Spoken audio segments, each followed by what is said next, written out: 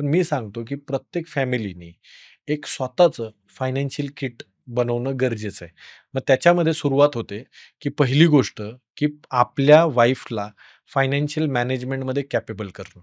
आणि यातलं सर्वात जबरदस्त उदाहरण म्हणजे आज विराट कोहलीचं फायनान्शियल मॅनेजमेंट कोण बघतंय? तर अनुष्का शर्मा बघते. बरोबर. मग आपल्याला ते चांगलं वाटतं, अप्रूप वाटतं, की बाबा चला करियर सोडून हे हँडल करते. पण आपण आपल्या वाईफला विराट कोहलीचा प्रपंच जर आज 1000 करोडचा जर पकडला, तर आपला 1-2 करोडचा आहे. मग आपण बोलतो आपल्याला काय गरज आहे? आपल्याला तर जास्त गरज आहे, आपलं कमी आहे, we can't afford to lose. बरोबर. म्हणजे प्रत्येक जर आज ताजमहाल आहे, पण आपलं 1 BHK घर पण आपल्यासाठी ताजमहालच आहे.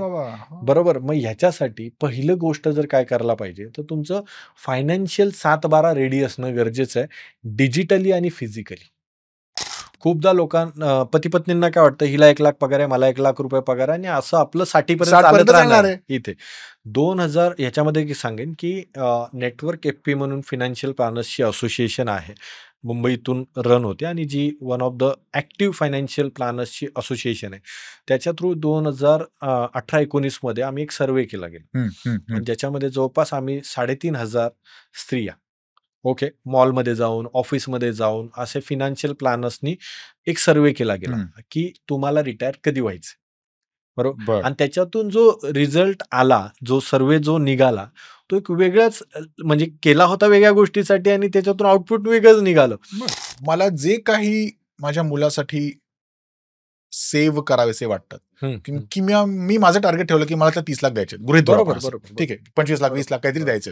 मग याच्यातनं तू शिक्षणासाठी कर की तुझं स्टार्टअप कर, यातनं की काय उडव, काय करायचं कर, मी तुला एवढे देणार आहे. तर to achieve that goal what would you recommend? अशा पॉलिसीज काढाव्यात की SIPs करावं की त्याचे काही वेगळे टूल्स आहेत? ह्याच्यासाठी आपल्याला काय करणं गरजेचं आहे, जसं आज मोबाईल घेताना आपण कंपॅरिझन बघतो. बरोबर, की याच्यामध्ये काय फीचर्स आहेत, त्याच्यामध्ये काय फीचर्स. तर आपल्याला पहिलं की जेवढे इन्व्हेस्टमेंट ऑप्शन अवेलेबल आहेत, बरोबर, ते बघणं गरजेचं आहे. आणि त्याच्या आधी स्वतःचं एक रिस्क प्रोफाईल चेक करणं गरजेचं आहे की मी कशामध्ये कम्फर्टेबल आहे. बरं. नमस्कार, वंदे मातरम, जय श्रीराम. मराठी माणसात, एक्स्पेशली मराठी मध्यम वर्गात फायनान्शियल लिटरसी कमी आहे, आर्थिक साक्षरता कमी आहे. ही समस्या आता बऱ्यापैकी सगळीकडे डिस्कस होते आणि त्यावर आपण एक समाज म्हणून, एक कल्चर म्हणून सोल्युशन काढायचा प्रयत्न करतोय. आता या विषयावर भरपूर लिहिलं, बोललं जातंय, वाचलं जातंय. पण पर्सनल फायनान्सला केवळ पर्सनल फायनान्स म्हणून न बघता त्याला फॅमिली युनिट म्हणून, त्याला कुटुंब म्हणून बघावं आणि हा विषय नवरा बायको दोघांनी मिळून टॅकल करावा, असा एक वेगळा विचार घेऊन आय फॉर इन्व्हेस्टमेंट्सचे सर्वेसर्वा महेश चव्हाण सर बरेच दिवसांपासून काम करतायत. आज आपण महेश सरांकडनं हेच समजून घेणार आहोत की नवरा बायकोनी मिळून फायनान्शियल प्लॅनिंग करायचं म्हणजे नेमकं काय करायचं, मुळात हे असं करायची गरज का बरं आहे आणि ते महत्वाचं कसं आहे. Mahesh, thank you so much for joining. पैशांवरच गप्पा मारायच्यात आपल्याला. तर आय फॉर इन्व्हेस्टमेंटची सुरुवात 2008 ना? 2008. बर, कशी सुरुवात झाली? बेसिक सांगेन की मी आणि माझा पार्टनर मनोज आम्ही एकत्र 12वी पासून आणि काहीतरी करायचं म्हणजे बिझनेसमध्ये काहीतरी करायचं या दृष्टीने BComला होतो, त्यामुळे शेअर बाजारला अट्रॅक्ट झालो आणि काही केस स्टडीज घडल्या की इन्फोसिसमध्ये कोणी 10,000 रुपये इन्व्हेस्टमेंट केले होते आणि त्याचे करोडो झाले. ही गोष्ट का आली तर बोललो चला आपण कॉमर्समध्ये आहोत, मुंबईमध्ये आहोत, तर या क्षेत्रात येऊ शकतो आणि वरळीसारख्या एरियात होतो, मग सिद्धिविनायक इन्व्हेस्टमेंट अशा पद्धतीने झालं. आणि मग नंतर काय आलं की आपल्याला एक ब्रँडचं चांगला बनवायचं असेल आणि तेव्हाच रिच डॅड पुअर डॅड हे पुस्तक वाचण्यात आलं आणि तेव्हा की फायनान्शियल एज्युकेशन किती इम्पॉर्टंट आहे आणि तेव्हा वाटलं की आय फॉर आईस्क्रीम नाही, आता आय फॉर इन्व्हेस्टमेंट्स असायला पाहिजे आणि तसा तो ब्रँड क्रिएट झाला. अच्छा, या माध्यमातून. मग हे म्हणजे आय फॉर इन्व्हेस्टमेंट पण आणि आय फॉर आय म्हणजे मी पण, बरोबर, फ्रॉम आय टू वी आलात तुम्ही. बरोबर. आणि तुम्ही म्हणजे आपण आतापर्यंत जेव्हा बोललोय तुमच्या इंस्टाग्रामवर सुद्धा तुम्ही हे नवरा बायकोनी वी म्हणून या फॅमिली युनिटनी गुंतवणुकीकडे बघायला पाहिजे असं तुम्ही म्हणताय. हे कशामुळे वाटलं, कसं जाणवलं हे? कारण कसं आहे की गेले 18 वर्ष मी या फील्डमध्ये आहे आणि तेव्हा आम्ही स्टॉक ब्रोकिंग पासून स्टार्ट केली, शेअर बाजार पासून. मग हळूहळू लक्षात आलं की शेअर बाजार हा डायरेक्ट इन्व्हेस्टमेंटचा ऑप्शन आहे आणि म्युच्युअल फंड हा जो आहे हा की जसं आपण सेल्फ ड्रिव्हन कार आपण कशी पाहिजे तशी चालवू शकतो, पण आपल्याला एका डेस्टिनेशन म्हणजे इथून मला दिल्लीला जायचं तर मला ट्रेन किंवा फ्लाईट वगैरे पकडणं गरजेचं. तर म्युच्युअल फंड त्या पद्धतीचा प्रकार आहे. आणि मग लक्षात आलं की फक्त गुंतवणूक स्वतःसाठी नसते, माझ्या परिवारासाठी असते. बरोबर. आणि त्याच्यासाठी एक पती किंवा पत्नी यांनी इंडिव्हिज्युअल अप्रोच ठेवण्यापेक्षा, जसं लग्न ठरवायचं, जर लग्न जेव्हा ठरतं तेव्हा ते ठरवतात की डेस्टिनेशन वेडिंग कुठे होणार, हनीमूनला कुठे जाणार, आपल्या लग्नाला थीम काय असणार, हे तुम्ही वी म्हणून डिसाईड करा. तिथे असं नसतं की एखाद्याला उदयपूरला जाऊन शूट करायचंय आणि एखाद्याला वाटतंय की मला केरळला जाऊन शूट करायचंय. तिथे कुठेतरी तुम्ही एकत्र येता तेव्हा तो शूट पूर्ण होतो. नाही, पण बहुतेक वेळा बायकोच ठरवते म्हणजे. इंडियन तेच आहे ना की भारतामध्ये श्रीरामाकडून आता सीतेकडे सगळं प्रपंच आलंय म्हणून आपण बोलतो की होम मिनिस्टर. बरोबर. तर हा प्रवास आहे. तर त्यामुळे कुठेतरी जसं आपण सगळं प्लॅनिंग करतो, हनीमून पासूनचं सगळं प्लॅनिंग करतो, म्हणजे हनीमूनच्या 7 दिवसाचं प्लॅनिंग करतो, लग्नाचं सगळं प्लॅनिंग करतो, पण आयुष्याचं प्लॅनिंग म्हणजे आयपासून वीपर्यंतचा प्रवास आहे. आणि कारण आज प्रत्येक गोष्टीत आपण बोलतो की मनी कांट बाय हॅपीनेस. बरोबर. पण जर तुम्ही डिप्रेस असाल तर तुमच्याकडे पैसे असेल तर तुम्ही पाहिजे ते तिकीट काढून आता मुंबई पुण्यामधून तुम्ही फ्लाय करून लेह लडाखला जाऊ शकता, नाहीतर जगाच्या पाठीवर कुठे एक बालीची ट्रिप करू शकता. खरंय खरंय. त्यामुळे आय पासून वीचा प्रवास ही काळाची गरज. तुम्हाला हे तुमच्या क्लायंट्स कडनं किंवा तुम्हाला कुठेतरी कळालं असेल ना की अरे समथिंग इज रॉंग, आणि हे असं जाणवलं तुम्हाला तुमच्या केस? सुरुवातीच्या काळामध्ये आम्ही जेव्हा बिझनेस एक फिनान्शियल ॲडवायझर म्हणून लोकांचे पोर्टफोलिओ हँडल करायला घेत होतो, तर तेव्हा सुरुवात आम्ही फक्त इन्व्हेस्टमेंट करायची आहे म्हणून करत होतो. पण जेव्हा मी फिनान्शियल प्लॅनिंगकडे वळलो तेव्हा लक्षात आलं की अरे हे एकट्याचं काम नाहीये. म्हणजे जर समजा आज समजा मुंबई पुण्यामधला एखादा तुमच्या माझ्यासारखा व्यक्ती जर त्याला महाबळेश्वरला फिरायला जायचंय, त्यांच्याकडे फॅमिली कार आहे, बरोबर, पण त्याला माहिती आहे की मी चांगला ड्रायव्हर नाहीये, तर तो ती कार घेऊन महाबळेश्वरला जाईल का? नाही जाणार. तो एकतर ड्रायव्हर घेईल, नाहीतर रेंट कार करणार. बरोबर. फिनान्शियल प्लॅनिंग पण तसंच आहे. जर मला कळतंय की मी पूर्ण स्वतः कॅपेबल नाहीये इथे, तर इथे मला पूर्ण फॅमिलीचा सपोर्ट घ्यावा लागणार आहे, दोघांचं इन्कम जे काय आहे. मग त्याच पद्धतीने तुम्हाला फॅमिलीचं जर आर्थिक प्रपंच जर हे करायचं आहे, तर नवरा बायको दोघं जे पद्धतीने कमवत आहेत, दोघांचा आर्थिक प्रपंच आहे तो एक होणं गरजेचं आहे. काल मग ह्या पद्धतीने जेव्हा बघण्यात आलं तर तेव्हा लक्षात आलं रिटायरमेंट प्लॅनिंग हा लाईफ गोल आहे. बरोबर. मुलांचं एज्युकेशन हा लाईफ गोल आहे. बरोबर आहे. बरोबर. मग हे लाईफ गोल आणि लाईफस्टाईल गोल हा महत्वाचा विषय. ट्रू. बरोबर. लाईफस्टाईल म्हणजे तुम्हाला कार घ्यायची आहे, तुम्हाला एक घर आहे पण तुम्हाला 2 BHK घ्यायचंय चांगल्या कॉलनीमध्ये, हे लाईफस्टाईल गोल आहे. बरोबर. लाईफ गोल्स म्हणजे असे गोल आहेत की तुमचा मुलगा 10वी झालाय, तो समजा 2030ला 11वीला जाणार आहे, तर तुम्हाला पैसे रेडी ठेवायचेच आहेत. बरोबर. डोंबिवलीवरून जर मी निघालो तर पुढचं स्टेशन कुठचं आहे ते येणारच आहे. बरोबर. मग ते 3 मिनिटांनी पुढचं स्टेशन येणारच आहे, म्हणजे मी कोणत्या दिशेने चाललोय. बरोबर. मग ह्याच्यासाठी लाईफ गोलसाठी दोघांनी एकत्र येणं गरजेचं आहे. आणि तो वीक कडे जाणारा जो प्रवास आहे तो पती पत्नी जेवढ्या लवकर चालू करतील तेवढं त्यांचं आर्थिक नियोजन खूप चांगल्या पद्धतीने होणार. हे I think it becomes especially important when both of them are earning. Yes. दोघं जर कमवत असतील तर हे थोडं, तर हे होतंय सध्या भारतात. दोघं कमवत असतील तर व्यवस्थित एकमेकांबरोबर मॅच करून नाही होतंय. कारण काय होतंय की पहिली गोष्ट तर जे भारतामध्ये आपण जागतिकीकरण बघितलं गेल्या 30 वर्षामध्ये, 1990 पासून जर बघितलं 25 वर्ष जागतिकीकरणकडे वळलो आणि प्रचंड प्रमाणामध्ये नोकऱ्या उपलब्ध झाल्या आणि आता आपण बोलतो की यामुळे नोकऱ्या जात आहेत, म्हणजे तिकडे प्रवास चाललाय इथे. मग इथे जेव्हा दोघं कमवत आहेत आणि आज मुंबई पुण्यामध्ये जर तुम्हाला सर्व्हाइव्ह करायचंय विथ लाईफस्टाईल, तर तुम्हाला दोघांना जॉब करणं गरजेचं आहे. मग जेव्हा एखादा व्यक्ती किंवा एखादा पती, एखादा पत्नी जेव्हा 12-12 तास, 16-16 तास काम करतात, तेव्हा त्यांना वाटायला लागतं माझ्यासाठी मी काहीतरी बाजूला ठेवायला पाहिजे. बरोबर. हा आपल्या आई वडिलांचा अप्रोच नव्हता. बरोबर. मग आपल्याला, म्हणजे मला तर चांगलं आठवतं की एकदा मी माझ्या वडिलांना शूज घ्यायचे होते आणि ते मुंबई पोलीसमध्ये होते आणि त्यांना ते सरकारी शूज होते ते बरोबर बसत नव्हते. शूज घ्यायला गेलो होतो आणि तेव्हाच मलाही शूज आवडले, तर माझ्या वडिलांनी मला शूज घेतले पण स्वतःला घेतले नाही. म्हणजे या प्रवासापासून आपण आलोय. पण आज आपण बोलतो की मी एवढं मेहनत करतोय, माझ्या फॅमिलीसाठी पण करतो, पण हे माझ्यासाठी. पण काय झालंय की कोविड नंतर हे खूप मोठ्या प्रमाणावर व्यक्ती म्हणजे एक स्वतःसाठी एक सेल्फ हे माझं आहे आणि ते ओव्हर पॉवर व्हायला लागलंय की तुमच्या कॉमन गोलमध्ये. कॉमन गोल वाला कॉमन गोल म्हणजे जे आपण बोलतोय की एक पती पत्नी म्हणून आपले कॉमन गोल आपली रिटायरमेंट लाईफ आहे. आज न उद्या तुम्ही कधी ना कधीतरी तुमचं कमाई स्टॉप होणार आहे. म्हणजे पी.व्ही. सुब्रमण्य म्हणून फायनान्शियल ॲडवायझर आहेत, जे रिटायरमेंट प्लॅनिंगसाठी रिटायर रिच म्हणून त्यांचं पुस्तक आहे. तर ते बोलतात retirement is a time bomb. It is ticking. बरोबर. आणि ज्या दिवशी तुम्ही बोलता की मी 50ला रिटायर होणार आहे, आज सगळीकडे ते कल्चर आहे की मी 50ला, पण त्यांना हे माहिती नाही की तुझं रिटायरमेंट 30 इयर्सचं होतंय. 50 to 80. बरोबर. करेक्ट. येस. म्हणजे retired life is of 30 years. Yes. इथे म्हणजे retirement is your longest vacation. बरोबर. मग हे कॉमन गोल आहे. बरोबर. मग इथे जर प्लॅनिंग नाही झालं आणि तुम्ही प्लॅनिंग करताय की मला एकट्याला लेह लद्दाख ट्रिपला जायचंय. बरोबर. वाईफ बोलते मला 2 तोळ्याचा हात अनिक्सचा हेच करायचंय इथे. मग हे तुम्ही पुढे भविष्यातले चॅलेंजेस क्रिएट करता. म्हणजे एक जे माझे पर्सनल गोल अचीव्ह करताना तुम्ही भविष्यातले कॉमन गोलवर ला तुम्ही रिस्क मध्ये टाका. म्हणजे तुम्ही म्हणताय की जर नवरा बायको दोघं कमवत असतील, बरोबर, तर कदाचित कमवत नसतील तरी होत असेल, पण आपण सध्या बोथ अर्निंग कडे बघू.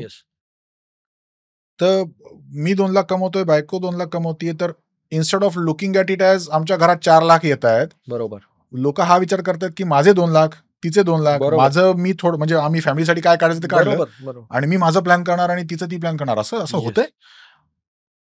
पैसे येत आहेत, सगळ्यांना दिसतंय, मित्रांना दिसतंय, नातेवाईकांना दिसतंय, अरे हे तर 4 लाख म्हणजे वर्षाला 50 लाख रुपये अर्निंग करणारं कुटुंब आहे. पण जेव्हा त्यांचे स्वतःचे गोल्स जेव्हा ओव्हर पॉवर होत आहेत, तेव्हा ते बोलतात ना, मग जसं इंग्रजांनी आपल्याला 150 वर्ष राज्य का केलं, डिवाइड अँड रूल. यामुळे काय होतंय की भविष्यातले जे गोल तुम्ही आत्ता म्हणजे जर समजा करिअरच्या पीक पिरियडला म्हणजे जेव्हा तुम्ही 35 मध्ये आहात, 40 मध्ये आहात, मुलं लहान आहेत, जेव्हा तुमच्यावर जास्त लायबिलिटी नाहीये, बरोबर, तर तेव्हा तुम्ही पहिल्या ह्या 4-5 वर्ष जरी तुम्ही फोकस इन्व्हेस्टमेंट केली, बरोबर, तरी तुम्ही तुमच्या करिअरमध्ये म्हणजे 60 पर्यंत एक चांगल्या गोलपर्यंत पोहोचू शकता. आणि मग तुम्ही लाईफस्टाईल मग हे पहिले म्हणजे हे 5-10 वर्ष जर तुम्ही कॉमन गोलसाठी दिलेत इथे, मग तुम्ही स्वतःच्या गोलकडे कधी शिफ्ट होऊ शकता. ते कधी होतंय काय म्हणजे हे लोक बसून कॉमन गोल्स अजून आखले जात नाहीयेत फारसे. मी तेच सांगितलं ना की जेव्हा तुम्ही 15-15, 16-16 तास काम करता, तेव्हा तुम्ही म्हणजे पर्सनल गोलकडे जास्त अट्रॅक्ट होता.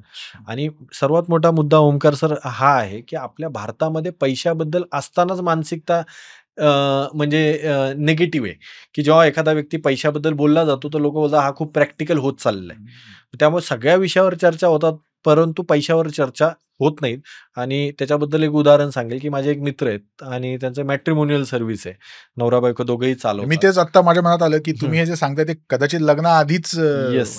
तर त्यांनी मला एक प्रश्न विचारला आणि ते मी पण थॉट मध्ये गेलो की जर समजा एक नवीन लग्न होणार आहे, मॅट्रिमोनियलच्या याच्यातून आम्ही गेट टुगेदर अरेंज करतो आणि त्यांना थोडं आम्ही गाईड पण करतो की तुम्ही काय विचारलं पाहिजे, बरोबर, कारण ते इमॅच्युअर्ड आहे इथे.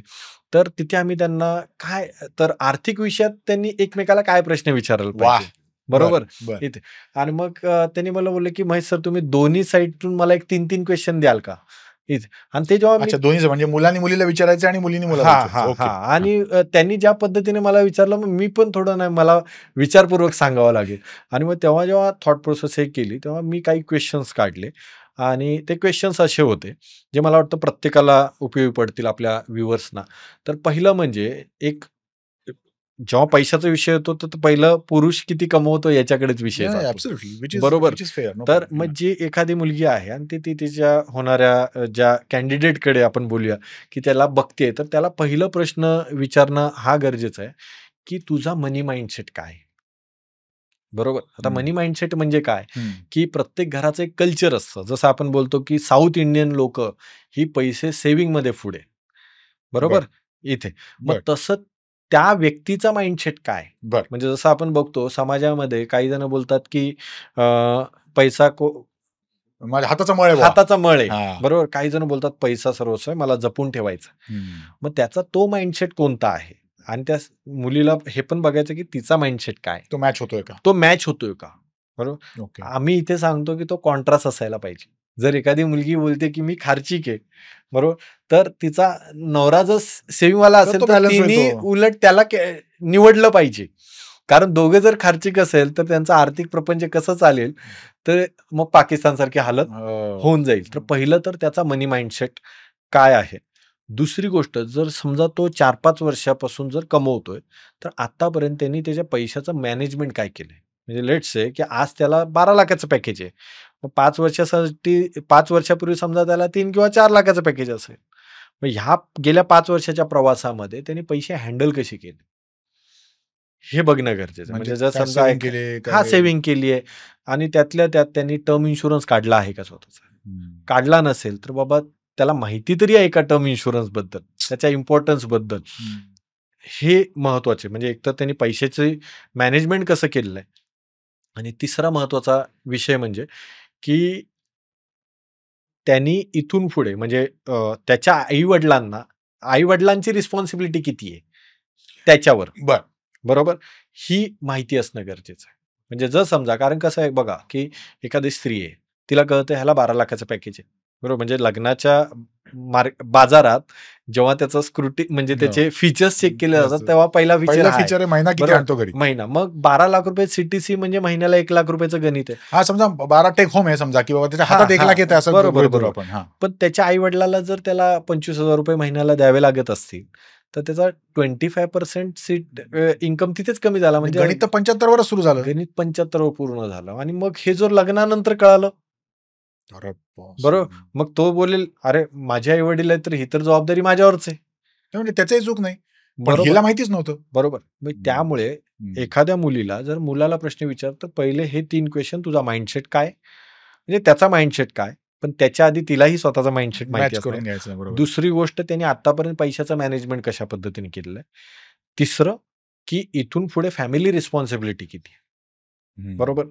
यानंतर आपण त्या पुरुषाकडून स्त्रीकडे जाऊया. त्या जो लग्न होणारा मुलगा आहे तर त्याला होणाऱ्या आपल्या पत्नीला काय प्रश्न विचारेल, बरोबर. तर इथे मी त्याचा जो तिसरा प्रश्न होता तो हिचा पहिला प्रश्न असायला पाहिजे. म्हणजे तिला विचारायचंय की तुझ्या आई वडिलांची काही रिस्पॉन्सिबिलिटी तुझ्यावर असते, आणि मेनली तर जास्त करून ती कमवती असेल तर हा विषय जास्तच येतो, आणि कमवती नसेल तरी हा विषय येतो, आहेच आहे ना. हो, बरोबर इथे. कारण मी आता 6 महिन्यापूर्वी मला माझ्या एका मैत्रिणीचा फोन आला होता की महेश मला तुझी हेल्प पाहिजे. मी बोललो काय, तर मला काहीतरी व्यवसाय चालू करायचा आहे. आता मला माहिती आहे की तिचा हजबंड जो आहे तो चांगला जबरदस्त 3 ते 5 लाख रुपये पॅकेज असेल आरामशीर इथे.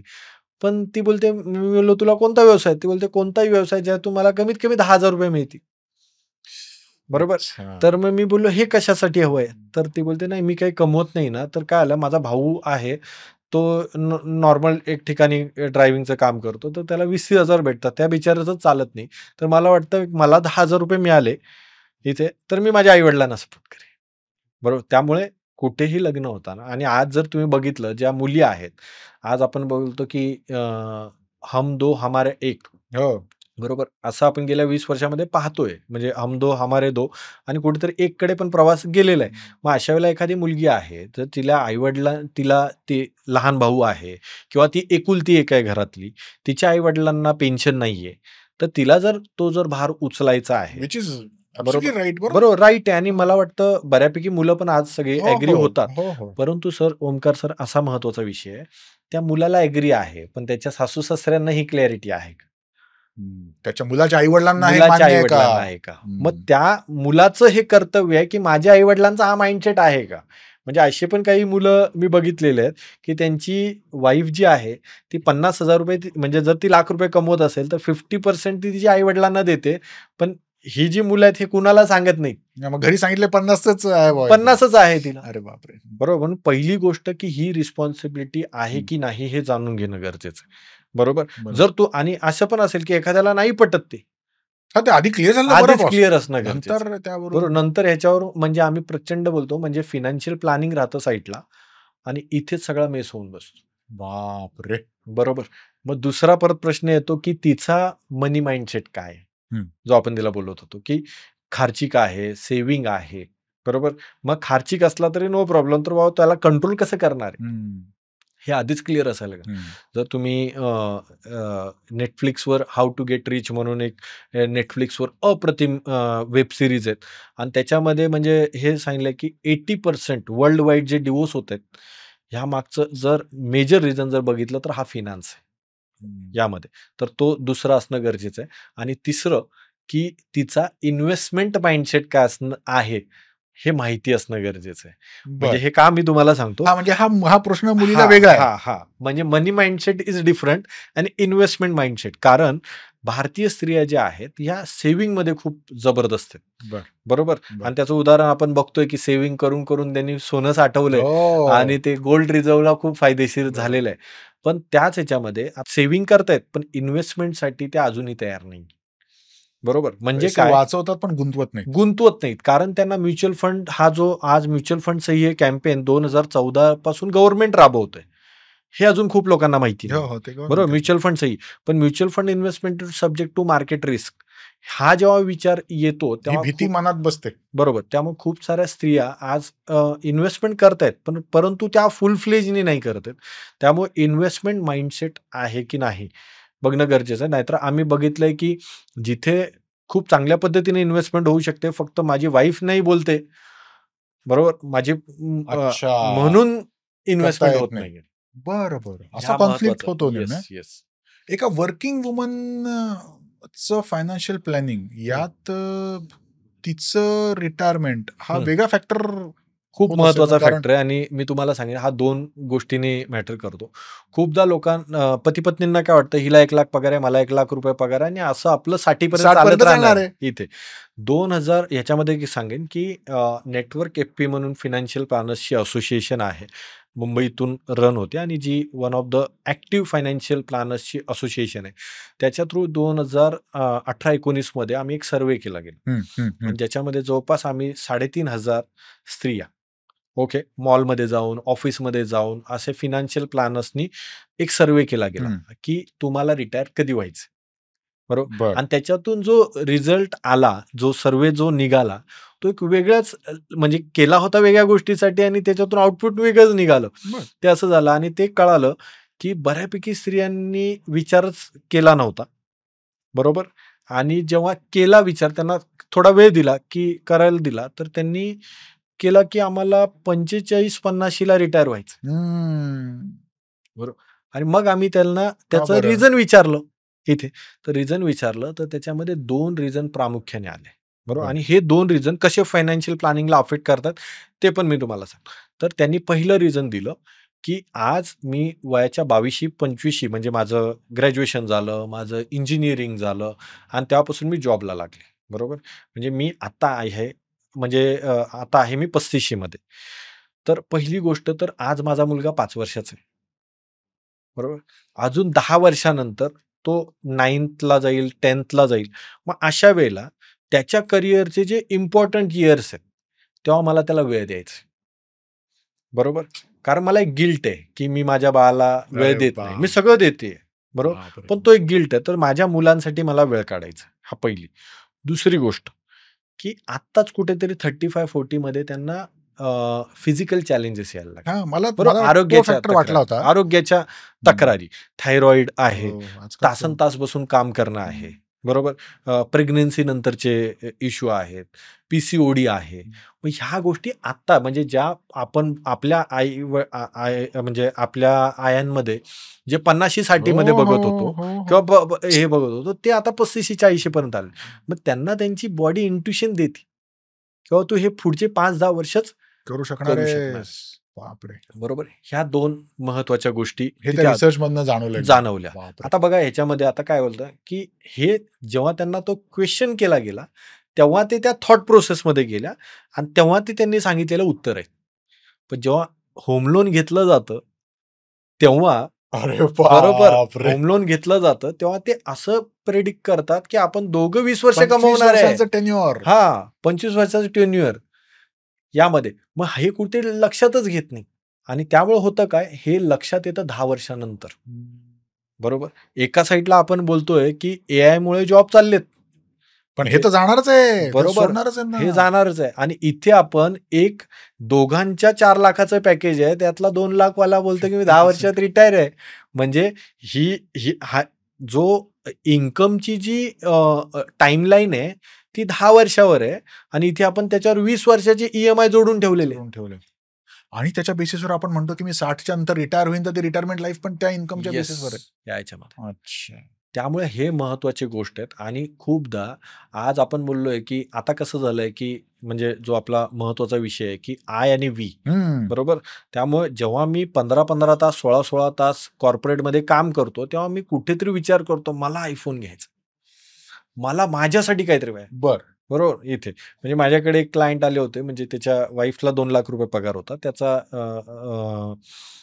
इन्कम त्याचं नॉन लिनियर होतं. ह्या विषयाकडे पण मी जाईन, लिनियर अँड नॉन लिनियर. तर त्याची वाईफ बोलते महेश ह्याच्याकडे 15 शूज आहेत.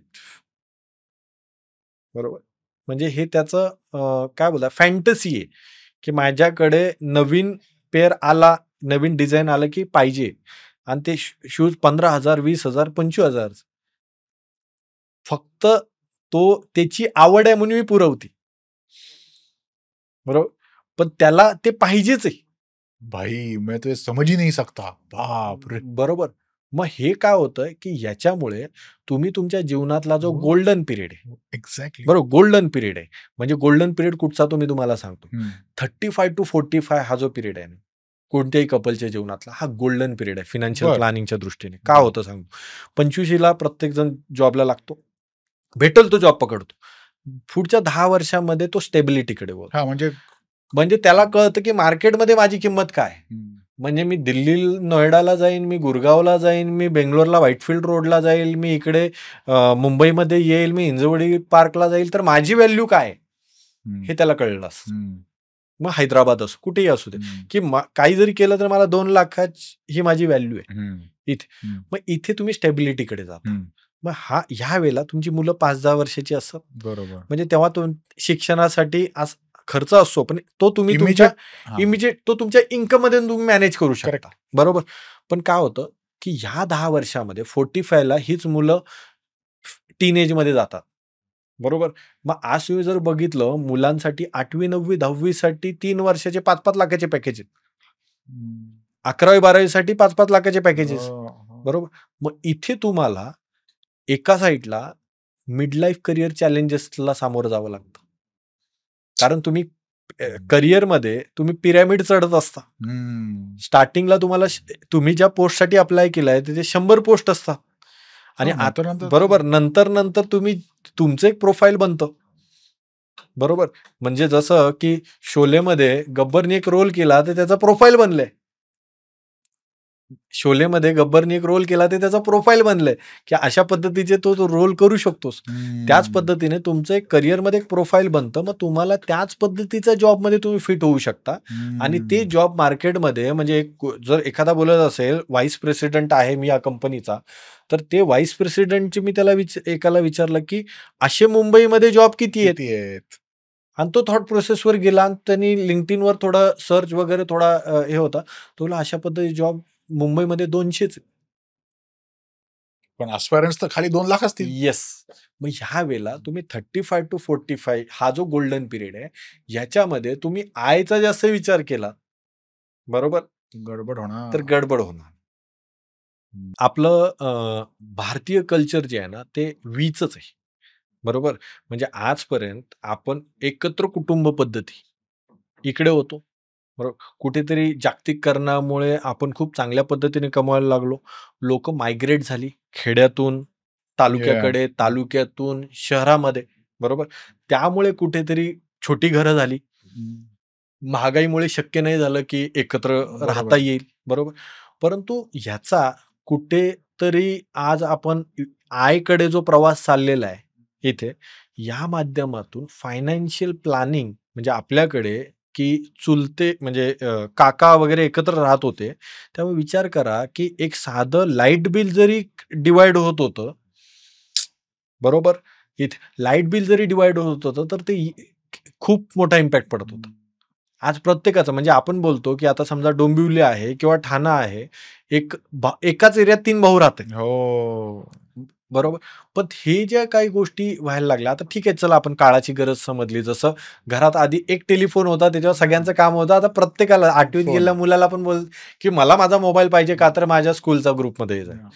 चला ही गरज समजली, पण काही ठिकाणी जिथे आपण एकत्र येऊ शकतो तिथे एकत्र येणं गरजेचं आहे. आणि मी तर बोलतो की चला एकत्र कुटुंब पद्धती म्हणून सोडा, पण पती पत्नींनी जर एकत्र नाही आले तर पॉवर ऑफ कंपाऊंडिंग जे आहे परफेक्ट, ते म्हणजे तुमची इन्व्हेस्टमेंट किती आहे मॅटर करत नाही, पण तुम्ही त्याला वेळ किती दिलेला आहे हे खूप महत्वाचं हे कळतं. आणि मग जेव्हा तुम्हाला लक्षात येतं की नाही आता आपल्याला वी कडे वळायला पाहिजे, तेव्हा वेळ निघून गेलेला आहे, बरोबर. जसं मी तुम्हाला सांगतो की आज 1996 साली म्हणजे 95ला म्युच्युअल फंड चालू झाले, बरोबर. 1996 मध्ये जर एखाद्याने ₹1,00,000 इन्व्हेस्टमेंट केलेली आहे, आता याच्यामध्ये पण आपले काही कमेंटमध्ये बोलतील की तेव्हा ₹1,00,000 होतेच कुणाकडे, बरोबर. जस्ट उदाहरण बघू किंवा 10,000 पकडूया आपण इथे.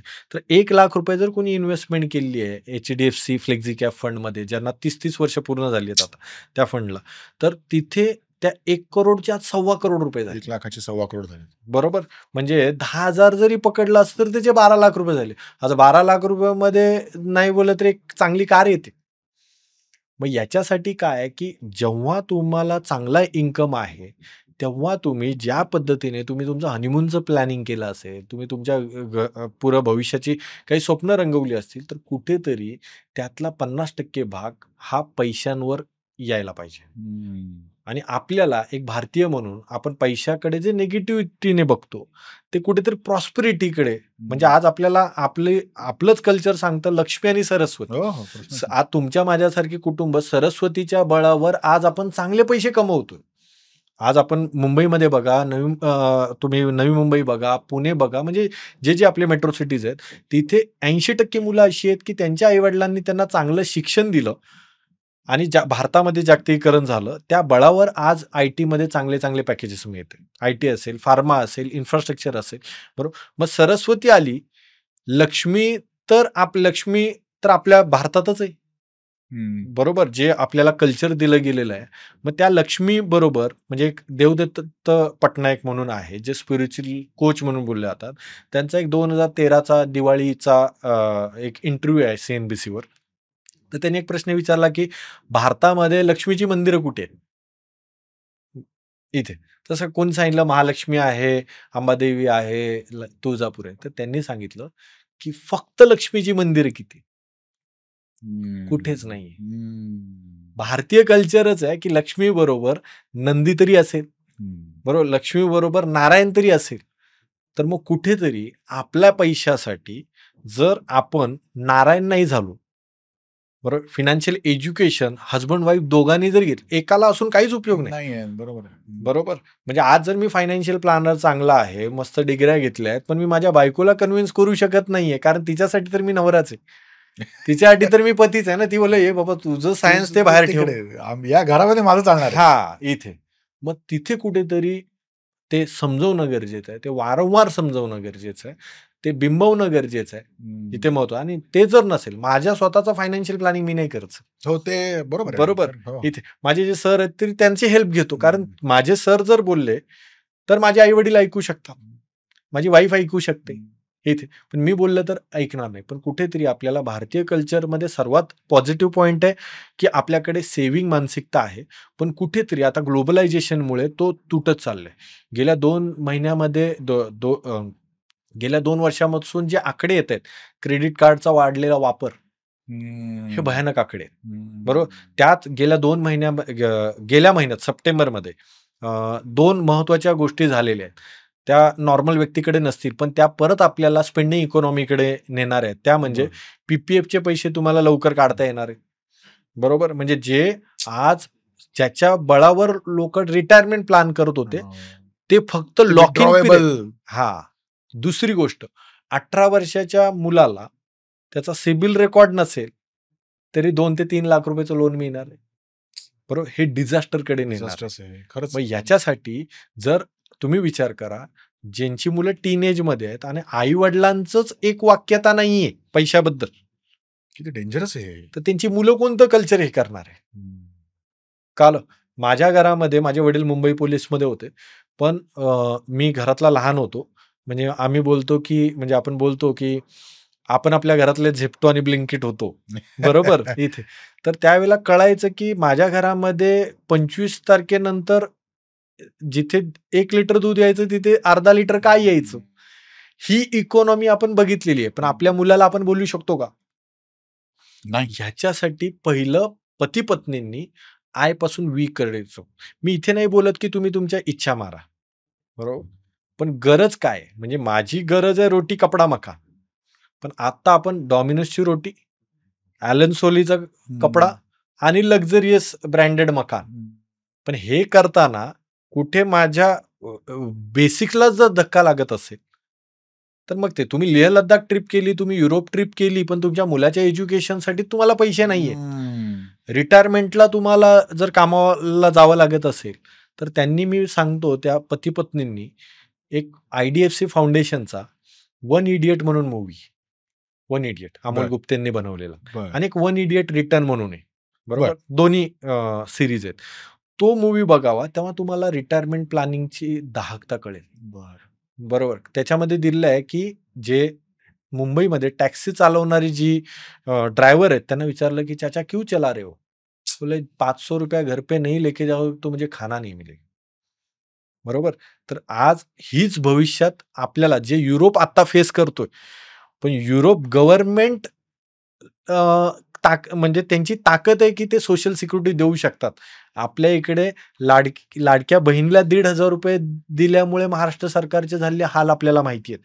आणि मग तिथे आपण फक्त माझं लेह लद्दाख मला जायचंय, मला आयफोन घ्यायचाय, आणि हे 1 लाख रुपये भविष्यात तुम्हाला 10, 15, 20 लाख रुपये कमवून देऊ शकतो. नंतर तुम्ही 10 लाख रुपये इन्व्हेस्टमेंट केले तरी ते गोल तेवढ्यात अचीव्ह होत नाही. पण महेश, काय होणार ना की म्हणजे बहुतेक फॅमिलीजमध्ये हा डिस्प्यूट होणार आहे. म्हणजे मी जेव्हा माझ्या नेटवर्कमध्ये सांगितलं की आपल्याकडे एक फायनान्शियल कन्सल्टंट येणार आहेत आणि सांगा त्यांना काय प्रश्न विचारू, तर बहुतांश लोकांनी माझ्या नेटवर्कमध्ये विचारलेला प्रश्न हा आहे की, म्हणजे एक तर तो नवरा म्हणतोय की बायकोला कसं समजून सांगू, बरोबर, आणि ती वर्किंग लेडी म्हणते की ठीक, हे बरोबर आहे, मान्य आहे, पण मी फायनान्शियल अवेअरनेस, फायनान्शियल डिसिप्लिनचं महत्व माझ्या लाईफ पार्टनरला पटवून कसं देऊ की पैसे वाचायला पाहिजेत, गुंतवायला पाहिजे. इथेच जर फंडामेंटल डिस्प्यूट असेल तर बरोबर, हाऊ टू हँडल दॅट. ह्याच्यामध्ये सर सर्वात महत्वाची गोष्ट काय करणं गरजेचं आहे, तर फायनान्शियल स्ट्रक्चर कसं असतं हेच लोकांना माहिती नाही.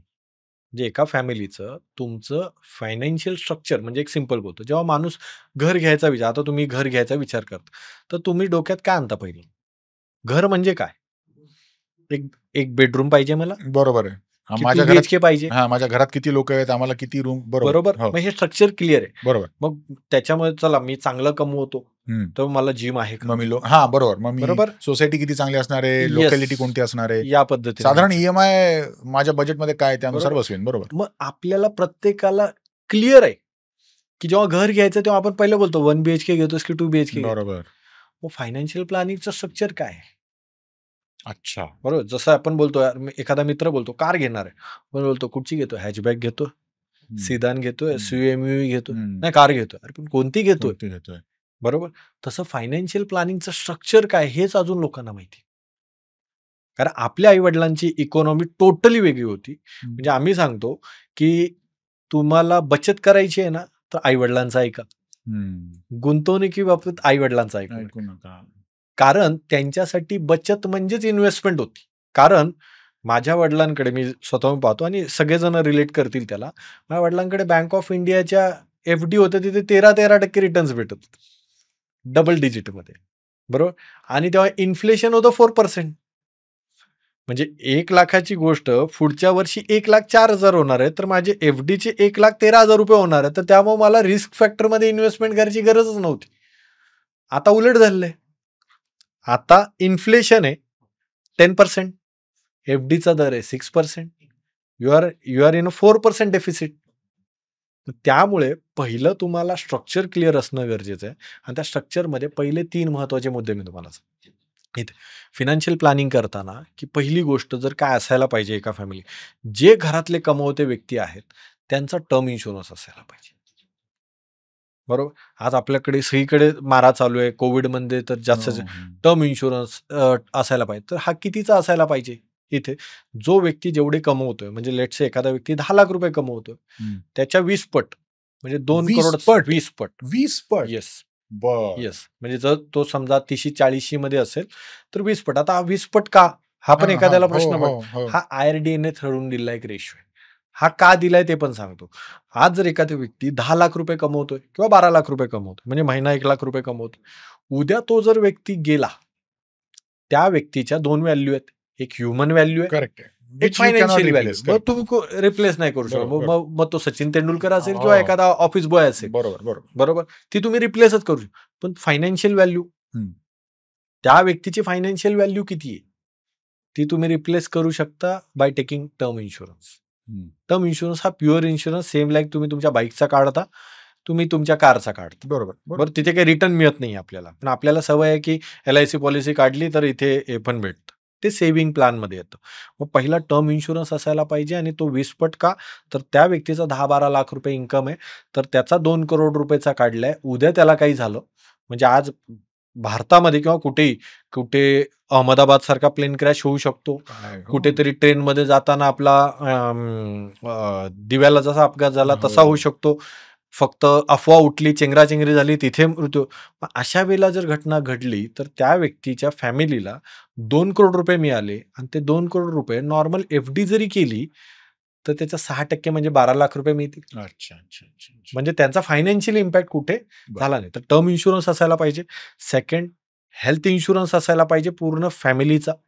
तर खूप जण बोलतील कॉर्पोरेटमध्ये आहे तर मला काय गरज आहे घ्यायची.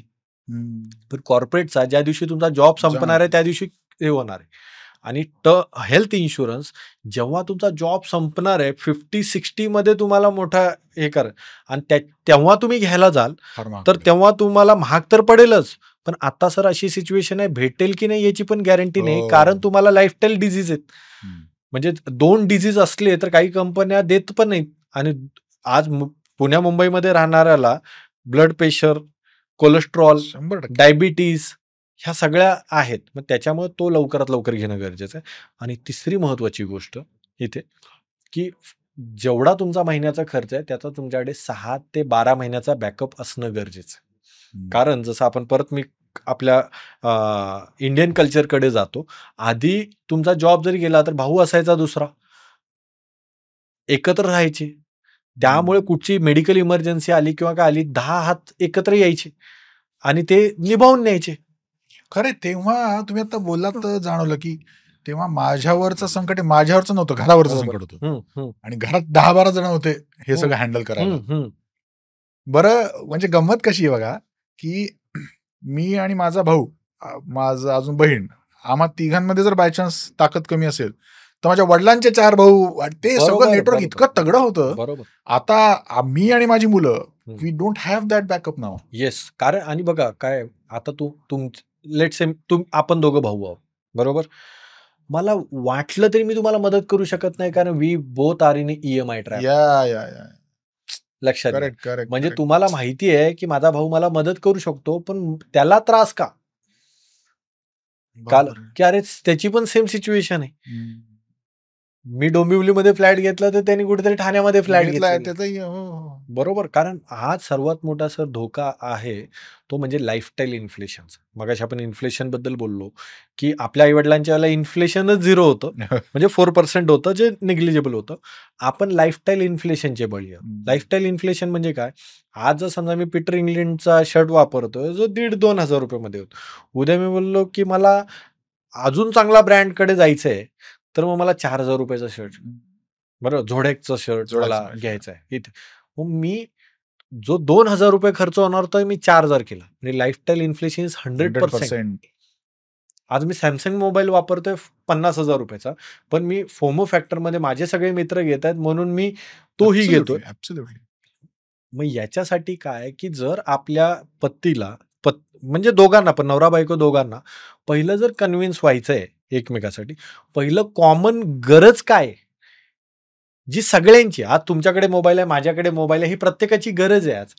तसं आपल्याकडे टर्म इन्शुरन्स असायला पाहिजे, हेल्थ इन्शुरन्स असायला पाहिजे आणि पहिलं सेव्हिंग असायला पाहिजे. हे ब्रह्मा विष्णू महेश सारखे हे पहिल्या टप्प्यात येणारं हे प्लॅनिंग, कारण हे कधीही तुम्हाला कुठेही गाठू शकतं. जॉब गेला तर तुमच्याकडे बॅकअप पाहिजे, एखाद्या व्यक्तीचा आकस्मिक मृत्यू झाला तर त्या फॅमिलीकडे टर्म इन्शुरन्स असायला पाहिजे. आणि दुसरी गोष्ट हेल्थ इन्शुरन्स, जे कोविडमध्ये आपल्याला हे केलं. मग त्याच्यानंतर हा पहिला टप्पा झाला. मग दुसऱ्या टप्प्यामध्ये कॉमन गोल्स. अच्छा, बरोबर, जो आपला हा विषय. तर कॉमन गोल्स म्हणजे अगेन मी मला सांगेन की परत त्याच्यामध्ये की लाईफ गोल्स आणि लाईफस्टाईल गोल्स. बरोबर, लाईफस्टाईल गोल्स तुम्हाला समाज देतो. बरोबर, इकडे म्हणजे लिटरली सांगतो की मला एक जण बोलतो, अरे तू एवढा कमवतोस पण तू आयफोन नाही वापरत. बरोबर, मला वाटलं तुझ्याकडे आयफोन असायला पाहिजे. मी बोललो माझी कामं अँड्रॉइडवर होतात तर मी आयफोनकडे का वळावं. बरोबर, म्हणजे लाईफस्टाईल गोल्स तुम्हाला समाज देत असतो, पण ते तुम्हाला माहिती असणं गरजेचं. आणि आता ना काय म्हणजे इंस्टाग्राममुळे वगैरे ते इतकं झालं, तो फोमो इतका पटकन क्रिएट होतो की तुम्ही दर वीकेंडला मूवी बघत नाही असं कसं. बरोबर, हे मी गेलं पाहिजे, फोटो टाकले पाहिजे, मग ते स्टोरी झाल्या पाहिजे. मग ह्याच्यासाठी काय की जसं आपण फर्स्ट स्टेजला लाईफ इन्शुरन्स, हेल्थ इन्शुरन्स आणि बॅकअपला बरोबर इथपर्यंत आलो, आणि तिथून पुढे सर्वात महत्वाचे 2 लाईफ गोल्स आहेत. ते म्हणजे रिटायरमेंट प्लॅनिंग, बरोबर, आणि दुसरं म्हणजे मुलांचं एज्युकेशन. बरोबर, आता ह्याच्यामध्ये एक जबरदस्त मुद्दे मी सांगेन की आज खूप पती पत्नी म्हणजे बऱ्यापैकी पती पत्नी चांगल्या पद्धतीने कमवत आहेत, पण जर त्यांना विचारलं की तुम्हाला रिटायरमेंट प्लॅनिंगला नक्की एक्झॅक्ट किती पैसा पाहिजे ह्याचं कॅल्क्युलेशनच कुणाला नाहीये अजून, खरंच नाहीये. जे म्हणजे तुम्हाला जाणवलं असं की यस, कारण बघा ना, तुम्ही विचार करा की आज जे 40शी मध्ये कपल आहेत, आम्ही त्यांना बोलतो तुमच्या आयुष्याची 2020 चालू झाली आहे. बोलतो म्हणजे काय, कारण 20 वर्ष अजून तुम्हाला कमवायचं. करेक्ट. त्या 20 वर्षामध्ये तुम्हाला घर चालवायचंय, EMI कम्प्लीट करायचे, मुलांचं एज्युकेशन करायचं, आणि प्लस मोठा पार्ट तुम्हाला पुढच्या 20 वर्षासाठी ठेवायचा. हो ना, बरोबर. मग याच्यामध्ये तुम्हाला माहितीच नाही की 60ला जेव्हा मी रिटायर होणार आहे तेव्हा माझ्याकडे नक्की किती पैसा पाहिजे. जसं मग लोक बोलतात, सर किती पैसा पाहिजे. मग आम्ही त्यांना बोलतो, एक कागद पेन घ्या, तुम्ही पती पत्नी तुमचा फक्त दोघांचा खर्च ॲझ्युम करा आणि पकडा की पुढच्या 1 जानेवारी 2026ला तुम्ही रिटायर आहात आणि तुम्हाला नवी मुंबईमध्ये किंवा पुण्यामध्ये राहायचंय, तर तुम्हा दोघांना किती रुपये पेन्शन आली पाहिजे. बरोबर, हे तुम्ही काढा. 1 जानेवारी 2026ला तुम्ही रिटायर होणार आहात आणि तुम्हाला किती पेन्शन आली पाहिजे ते काढतात. आणि त्याच्यामध्ये आम्ही त्यांना दोन्ही पद्धतीने काढा. एक एकदम बेसिक काढा, एकदम बेसिक सर्व्हायवल मोडमध्ये, बरोबर, आणि एक लाईफस्टाईल म्हणजे काय की उद्या मला कामं नाही होणार, माझ्याकडे मेड असायला पाहिजे. दुसरं माझा मेडिसिनचा खर्च, आज घरात एक डायबिटीस पेशंट असला तर 3,000 ते 5,000 रुपये त्याच्या मेडिसिन आहेत. मग तेव्हा तुम्हाला ही जर तसं काही फॅमिली हिस्ट्री असेल तर तेही काढा. मग काही जण सांगतात 50,000 रुपये हे आमचं सर्व्हायवल आहे. दुसरं एक 75,000 रुपये, 25,000 रुपये तरी आम्हाला एक्स्ट्रा लागतील. बरोबर, करेक्ट, बरोबर. हे जे आपण मेड बोललो, मेडिसिन बोललो, एखादं स्पिरिच्युअल टूर बोललो, बरोबर, जे आता कल्चर आहे, बरोबर. मग आम्ही बोलतो चला आपण स्टार्ट विथ सर्व्हायवल मोड. बरोबर, आज तुम्हाला 50,000 रुपये लागतात, दोघे तुम्ही 40s मध्ये आहात, 20 वर्षानंतर तुम्ही रिटायर होतात, 10% इन्फ्लेशन आहे. आजचे 50,000 रुपये 2026ला जे 50,000 आहे, 2036ला ते 1,00,000 रुपये होतील. बरोबर, बेसिक कॅल्क्युलेशन. बाकीचे ऍक्च्युअल कॅल्क्युलेशन 5-10% इकडे तिकडे. 2046ला हे 2,00,000 रुपये असतील. बरोबर, आज जर तुम्हाला 50,000 रुपये पाहिजे तर तुमच्याकडे कमीत कमी 1 करोडची FD असायला पाहिजे. बरोबर, 1 करोडची FD असली की आज तुम्हाला 6,00,000 रुपये इंटरेस्ट भेटेल. त्याच्यामध्ये टॅक्स कंपोनंट साईडला टाकू आपण कॅल्क्युलेशन. 20 वर्षानंतर FDचा दर 6% असेल. नसणार आहे. जो इकॉनॉमिक टाइम्स ऑफ इंडियाने केलेला सर्वे आहे इथे लास्ट इयरला, तर ते बोलतात की 2045 मध्ये FDचा दर भारतातला 3% होईल. अर्धा होईल. 3%. तुम्हाला 2 कोटी पाहिजे. बरोबर. इथे मग 3% तुमच्याकडे होणार आहे आणि तुमचा महिन्याचा खर्च 1 लाख रुपये होणार. बापरे. बरोबर. सॉरी 2 लाख रुपये 2 लाख रुपये होणार आहे. हो, बरोबर. हो. म्हणजे 24 लाख रुपये तुम्हाला पाहिजेत आणि मग तुमच्याकडे 1 करोड जरी असले तरी यू वोंट सर्व्हाइव्ह. तरी तुम्ही सर्व, कारण तुम्हाला 3 लाख रुपये, तिथे महिन्याला खर्च 2 लाख रुपये. आता याच्यावर सर काही जे कपल्स आहेत ते आमच्याशी भांडतात. तुम्ही अतिशयोक्ती कॅल्क्युलेशन भीती दाखवताय. बरोबर, भीती दाखव. आम्ही त्यांना बोलतो नो प्रॉब्लेम. तुम्हाला हे वाटतं तुमचा 2005चा घरचा खर्च किती होता? करेक्ट. आता आपण 2025 मध्ये आहोत. 2015 मध्ये जाऊ पहिल्यांदा, तेव्हा तुमचं घर किती मध्ये चालत होतं? आज जे लाख रुपयामध्ये चालतंय बरोबर, तर तेव्हा किती मध्ये? आज जे तुम्ही 50,000 बोललात 2015ला 25,000 मध्ये चालत होतं बरोबर. 2005ला किती मध्ये चालत होतं? मग ते बोलतात हा हो सर 8-10 हजार रुपये मध्ये चालत होतं, कारण तेव्हा तुमच्या घरात टिश्यू पेपर नव्हता, हँडवॉश नव्हता बरोबर, AC नव्हता, प्लस महागाई कमी होती बरोबर, आणि सबस्क्रिप्शन तर नव्हते ज्याचं कॅल्क्युलेशन नाही. ह्या गोष्टी कळत नाहीत. त्यामुळे लाईफ गोल्स खूप महत्वाचं आहे. नाहीतर भारत जो आपण बोलतोय युवकांचा भारत, तोच म्हाताऱ्या लोकांचा भारत होणार आहे पुढच्या 20 वर्ष. बरोबर. चायना ज्या बळावर मॅन्युफॅक्चरिंग करतोय, पण त्यांनी पण आता कुठेतरी पॉप्युलेशन कंट्रोलकडे गेलेले आहेत. मग इथे आपण लाईफ गोल्सवर फोकस नाही करणार. हे पहिलं तर रिटायरमेंट. दुसरं महत्वाचं गोल एज्युकेशन मुलांचं. तर ह्याच्यामध्ये पण तुमच्या माझ्यासारखे मिडल क्लासचे पॅरेंट्स आहेत, तर आपण एका गोष्टीमध्ये पूर्णपणे गंडलेलो आहोत. बर, ते म्हणजे मला जे नाही मिळालं ते माझ्या मुलाला द्यायचं. बरोबर. इथे पूर्ण आपल्या ह्या एका वाक्यामध्ये बऱ्यापैकी पॅरेंट्स गंडलेले. त्याच्यामध्ये मीही येतो. बरोबर. आपण कोणी वेगळे नाही, आपण एक समाजाचा भाग आहोत. म्हणजे आज जसं दिवाळीमध्ये आम्ही गेलो आणि कधीच नाही ते माझ्या मुलांनी क्रॉक्स मला पाहिजे बरोबर. मग मला वाटलं असेल 2-2.5 हजार रुपयाला इकडे, आणि जेव्हा चेक केलं की 6,000 रुपये. मग त्याला बोललो अरे मी कधी 5,000 रुपयाच्या वर शूज घेतले नाहीत, 18 वर्ष काम करतोय. मुलगा ऐकणार आहे, मग तो मागे आला, बॅकफुटला आला. परंतु आपण आपल्याला जे नाही भेटतं, तर माझी एक बहीण आहे, तर ती असंच आम्ही चर्चा करत होतो, तर ती बोलली की महेश आपल्या याला कुठे मोबाईल होते, आपण जे बोलतो मग नव्हतेच ना, म्हणून आपल्याला नाही मिळालं. हा मुद्दा आपल्याला लक्षात येत नाही. आपल्याला नव्हतं, आपल्याला इंग्लिश मिडियमच नव्हतं बरोबर, तर ते नाही मिळालंय. पण आपण तेव्हा नाही मिळालं होतं म्हणून आपण त्यांना पाहिजे तसं देत जातो. तर इथे कुठेतरी मुलांचं एज्युकेशनल प्लॅनिंग पण करताना तुम्ही त्यांना सांगणं गरजेचं आहे की तुमची ऍक्च्युअल कॅपॅसिटी किती. अच्छा, हे पेरेंट्सनी मुलांना सांगायला पाहिजे की बाबा रे मला एवढं जमणार आहे. बरोबर. आज तुम्ही मला सांगा, कृष्णा डायमंडचे जे आहेत इथे, त्यांचं कल्चर म्हणजे व्हिडिओ व्हायरल झाला होता की त्यांच्या फॅमिलीमध्ये 12वी झाली की मुलाला बाहेर पाठवलं जातं आणि 25 दिवस त्याला सर्वाइव्ह मोडमध्ये ठराविक रक्कम देऊन, तेव्हा तिथे आपण लाईक करतो, काय जबरदस्त आहे वगैरे वगैरे. पण आज आपल्याला जर अमेरिकनच कल्चर अडॉप्ट करायचं, मग काही चांगल्या गोष्टी त्यांच्या पण घेऊया बरोबर. की 18 वर्षानंतर बाबा चल रे तू जा, डीमार्ट मध्ये होलसेलमध्ये जॉब आहेत, जा 4 तासाचा जॉब कर जा. येस बरोबर. मग तुझा तू डिझर्व करतोस हा ऍटिट्यूड त्याच्यामध्ये गेला पाहिजे. डिझायरचा नाही, डिझायरचं याच्यामध्ये की बाबा तू डिझर्व करत असेल तर मला तुला द्यायला काहीच प्रॉब्लेम नाही. पण आज काय झालंय सर की आपण ज्या 90sच्या याच्यामध्ये की मला 70-75% मिळालं तर मग माझ्या फॅमिलीला, आई वडिलांना बोलू शकत होतो की मला इंजिनिअरिंगला जायचं. आता 40 मध्ये मुलगा 40% मिळालेला पण ठरवतोय की मला इंजिनिअरिंगलाच जायचंय, आणि पालक पण एज्युकेशन लोन काढतात, पण हे कळत नाही. आणि त्या पिरियडमध्ये आज आपलं जे जनरेशन आहे हे सँडविच जनरेशन बरोबर. आपल्याला आपल्या आई वडिलांचं पण करायचंय, मुलांचं पण करायचंय, पण आपल्या वेळेला आपली मुलं करतील की नाही ह्याची काही गॅरंटी नाही. मग ह्याच्यासाठी त्यांचं एज्युकेशन प्लॅनिंग करताना तुम्ही कितीपर्यंत करू शकता, हे प्लॅनिंग काय असावं? हे प्लॅनिंग हे असायला पाहिजे की माझं रिटायरमेंट प्लॅनिंग साठी मी सर्टन रक्कम काढली, तर आता याच्यासाठी मी किती पैसे काढू. नाही, मला प्रश्न असा आहे की हे काढायचे म्हणजे डू यू सजेस्ट एज्युकेशनची पॉलिसी काढावी की एज्युकेशनसाठी एज्युकेशन पॉलिसी नाही इथे.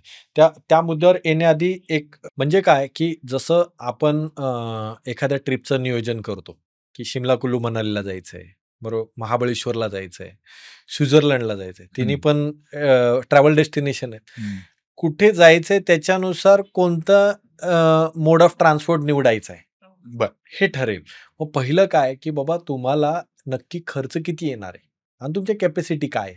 जर एखादा बोलला की मला माझ्या मुलाला पायलटच बनवायचंय किंवा डॉक्टरच बनवायचंय इथे, तर तुमची कमीत कमी 1 CR ची तयारी असायला पाहिजे. खरंय.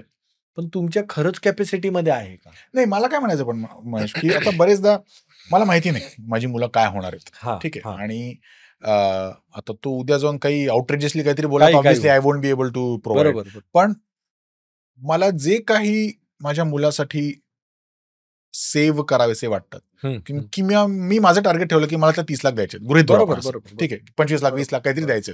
मग याच्यातनं तू शिक्षणासाठी कर की तुझं स्टार्टअप कर, यातनं की काय उडव, काय करायचं कर, मी तुला एवढे देणार आहे. तर to achieve that goal what would you recommend? अशा पॉलिसीज काढाव्यात की SIPs करावं की त्याचे काही वेगळे टूल्स आहेत? याच्यासाठी आपल्याला काय करणं गरजेचं आहे, जसं आज मोबाईल घेताना आपण कंपॅरिझन बघतो, बरोबर, की याच्यामध्ये काय फीचर्स आहेत, त्याच्यामध्ये काय फीचर्स. तर आपल्याला पहिलं की जेवढे इन्व्हेस्टमेंट ऑप्शन अवेलेबल आहेत, बरोबर, ते बघणं गरजेचं आहे. आणि त्याच्या आधी स्वतःचं एक रिस्क प्रोफाईल चेक करणं गरजेचं आहे की मी कशामध्ये कम्फर्टेबल आहे. बरोबर, म्हणजे आज दोघं मित्र असतील, दोघं सेम कमवत आहेत, पण एखादा शेअर बाजारामध्ये इन्व्हेस्टमेंट करून 20% मायनस झालं तरी तो कम्फर्टेबल राहू शकतो. पण जो एकदम सेव्हर आहे, पैसे एकदम जपून वापरतोय, तर त्याला मार्केटमध्ये फॉल झाला म्हणून 10% माझे का मायनस झाले, यामुळे जो झोप लागत नसेल. म्हणून आम्ही फायनान्शियल ॲडवायझर पहिलं रिस्क प्रोफाइलिंग करतो. बरोबर, मग ते पहिलं रिस्क प्रोफाईल. खूपदा लोक नुसतं टिक करतात, पण ते जाणून घेणं गरजेचं आहे की मी कशात कम्फर्टेबल आहे इथे. ते एकदा कळालं, त्यानंतर जसं मला एखादं डेस्टिनेशन अचीव्ह करायचं, तर तिथे जाण्यासाठी ऑप्शन्स कोणते, ठीक आहे, बरोबर. जसं मला आता डोंबिवलीमध्ये आपण बसलोय, आपल्याला CST ला जायचंय, तर स्लो ट्रेन पण आहे आणि फास्ट ट्रेन पण. मग याच्यामध्ये की आज मला तिथे माझ्याकडे लिमिटेड रिसोर्सेस आहेत आणि मॅक्झिमम आउटपुट काढायचं, बरोबर. तर आताच्या घडीला म्युच्युअल फंड सारखा बेस्ट ऑप्शन नाही. ओके.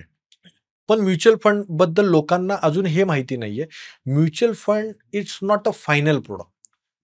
मी महत्वाची गोष्ट सांगतोय, तुम्ही एखादी LIC ची पॉलिसी काढली, एखाद्या बँकेमध्ये तुम्हाला सेव्हिंग प्लॅन दिले, ते फायनल प्रोडक्ट लक्षात घ्या. ओके.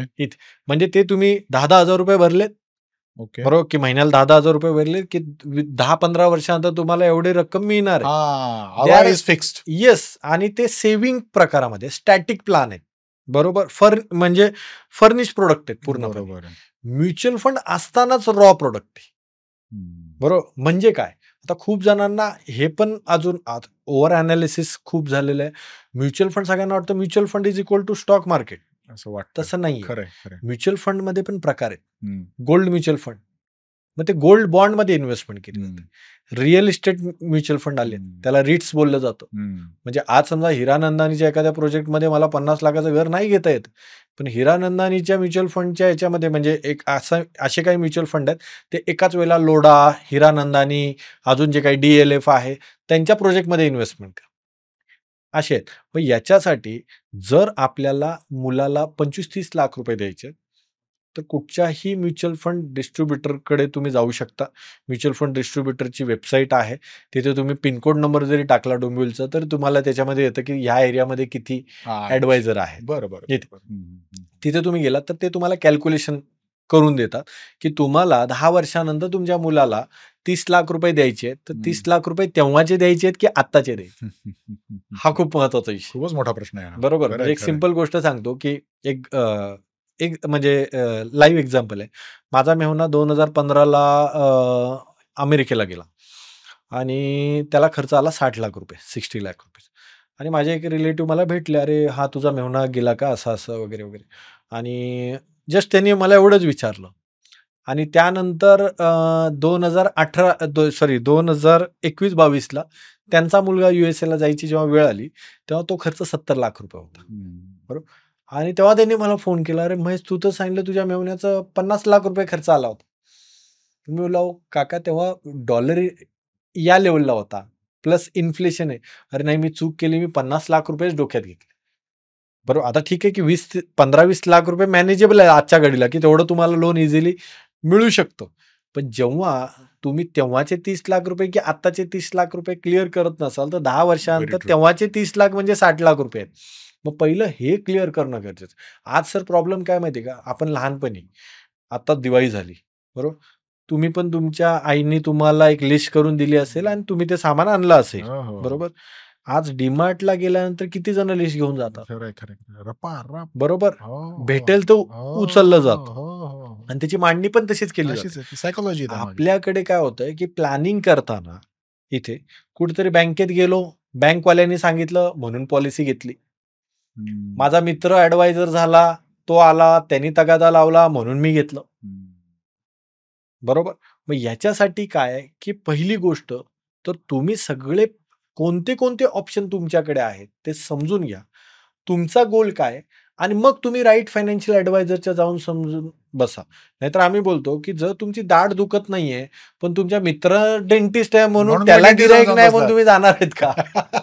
बरोबर. म्हणून काय की पहिली गोष्ट सेव्हिंग प्लॅन, जो तुमचा प्रश्न होता त्याच्याकडे मी जातो की म्युच्युअल फंडकडे जावं की सेव्हिंग प्लॅनकडे. आता माझ्याकडे काही क्लायंट असे पण आहेत, सर आम्हाला नवरा बायकोंना ती रिस्कच नकोय. Mutual fund investment is subject to market risk. आमच्या कष्टाचे पैसे आहेत. उद्या डोनाल्ड ट्रम्प काहीतरी बोलतील ना म्हणून आणि आमचे पैसे 25% कमी होतील, त्यापेक्षा आम्ही आमचे गोल कमी करतो. कळलं का? मग जाऊ दे आमचे LICच्या ह्याच्यामध्ये पैसे.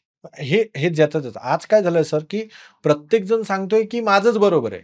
म्हणजे जसे आयुर्वेदिक डॉक्टर सांगतायत की आमचंच मेडिसिन बरोबर आहे, किंवा बाकीचा जो नॉर्मल आपला डॉक्टर आहे तो सांगतो माझंच बरोबर. इथे जे प्लॅनिंग करणार त्यांना समजून घ्यायचं की माझ्यासाठी बेस्ट काय, कस्टमाइज्ड सोल्युशन. हा, आणि म्युच्युअल फंड संहितेमध्ये लोकांनी हे समजून घ्या की आज सांगतो की तुम्हाला म्युच्युअल फंडमध्ये डेट फंड म्हणून जो प्रकार आहे, बरोबर? आज जर तुम्ही रिच लोक जेवढे भारतामध्ये किंवा जगभरामध्ये, ह्यांचे FD नाही आहेत आता. ते डेट फंड आहे. कारण भारतामध्ये जे बँकच एका रात्रीतल्या रात्रीत गायब होतात इथे, त्याच्यामुळे ही लोक म्युच्युअल फंड मध्ये डेट फंडामध्ये करतात. का? कारण जर तुम्ही तिथे 1 करोड रुपये इन्व्हेस्टमेंट केले, ते 1 करोड रुपये लेट्स से टाटाच्या डेट फंडात केले, तर ते पैसे काय टाटाकडे राहत नाही, बरोबर? ते पैसे वेगवेगळ्या बॉन्ड्समध्ये, वेगवेगळ्या FDज मध्ये, म्हणजे त्यातली जरी एखादी FDला काही प्रॉब्लेम झाला तर त्याचा इम्पॅक्ट तुमच्या पोर्टफोलिओ 5%च, रिस्क डिवाइड झाली आहे ना, बरोबर? पण इथे तुम्ही 1 करोडची FD एखाद्या बँकेत केली तर तिथे रिस्क तुम्हाला फक्त 5 लाखाचीच आहे. गव्हर्नमेंट तेवढीचीच गॅरंटी घेते. म्हणून याच्यासाठी तुम्हाला कुठच्या इन्व्हेस्टमेंट ऑप्शनमध्ये जायचंय आणि तिथे तुम्हाला किती रिस्क घ्यायची. नाहीतर काय की ऍक्सिडेंट होतात म्हणून मी पायी प्रवास नाही करणार, ते तर नाही चालणार, बरोबर? मग ह्याच्यासाठी आपल्याला ऑप्शन निवडताना पहिलं त्याचं स्वॉट अनालिसिस करणं गरजेचं आहे की याच्यामधून मला स्ट्रेंथ काय, ह्या प्रोडक्टची विकनेस काय, माझ्यासाठी ऑपॉर्च्युनिटी काय आणि थ्रेड काय, हे समजून घेणं गरजेचं आहे. थोडं मागे येऊन ना महेश, की हे सगळं ना म्हणजे आपण वी आर बिल्डिंग अप की आपण हे केलं पाहिजे. पण मला जर फंडामेंटली, आता तुम्हाला मुलगा आहे, करेक्ट, आता तो तुमच्या ऐकण्यातला आहे, तुम्ही त्याला हळूहळू स्मार्टली शिकवत असाल की पैशाचा विचार कसा करायचा. वाईफ बरोबर तुम्ही म्हणलात की बाहेरचं कोणतरी जे आमचं हे करतंय, पण तुमच्याकडे गप्पा होत असणार. तर तुम्ही जे काही घरी करताय ना, that I would like to understand की जर मला माझ्या घरात फायनान्शियल डिसिप्लिन रुजवायचं असेल, आपण म्हणतो की आपल्या घरात पैशांच्या चर्चा होत नाहीत, ठीक आहे, चर्चा व्हायला पाहिजेत, कळाल, बरोबर, पण मग कशा करायच्या? पहिलं मी सांगेन की ह्याच्यामध्ये एक छोट्या छोट्या गोष्टी करणं गरजेचं आहे. पहिलं तर तुमचा पैसा तुम्ही वापरणार कशी, यूज कशी करणार. जर घरामध्ये दोघांचा मिळून एक इन्कम आहे, बरोबर? आता माझं सांगतो, माझा लिनियर इन्कम आहे. एक 18 वर्षानंतर मी बिझनेसमध्ये जरी असलो, एक लिनियर इन्कम झालेलं आहे, ओके, बरोबर? पण माझी वाईफ आहे ती आर्टिस्ट आहे, अच्छा, ओके, तिचा नॉन लिनियर आहे. आता काही जणांसाठी हा प्रश्न आहे, सर हे लिनियर आणि नॉन लिनियर काय, बरोबर? तर लिनियर म्हणजे काय की जसं मी एक FD केली, बरोबर, त्याच्यावर मला व्याज भेटतंय, लिनियर आहे, एकेरी उत्पन्न आहे, बरोबर, मिळत राहणार आहे कंटिन्युअस. मी माझं ते अप अँड डाऊन होणार नाहीये, ते अप अँड डाऊन मिळणार आहे, सलग मिळणार आहे, सलग मिळणार आहे, बरोबर. दुसरं तुमचा एखादा फ्लॅट आहे किंवा एखादा कमर्शियल गाळा आहे, तो तुम्ही भाड्याने दिलाय. आता त्याच्यामध्ये पण कधी वॅकंट राहायला वगैरे होऊ शकतं, पण बाय लार्ज बरोबर, पर तुमची सॅलरी आहे, हे तुमचं लिनियर इन्कम आहे, बरोबर. माझी वाईफ जी आहे ती आर्टिस्ट आहे, त्यामुळे तिच्याकडे येणारा जो सोर्स आहे, कधी 2 लाख रुपये आले तर पुढचे 2 महिने काही नाही, बरोबर. मग आम्ही याच्यामध्ये केलंय की जो आमचा एंटरटेनमेंट वगैरेचा जो काही खर्च होतो, शॉपिंग वगैरे वगैरे जे काही आहे, ते तिच्या खर्चातून आम्ही करतो, बरोबर. आणि बाकी सगळ्या डे टू डे ऍक्टिव्हिटीज जे काय आहेत, EMI आहेत, इन्शुरन्स आहेत वगैरे, ह्या सगळ्या माझ्या अंगाला.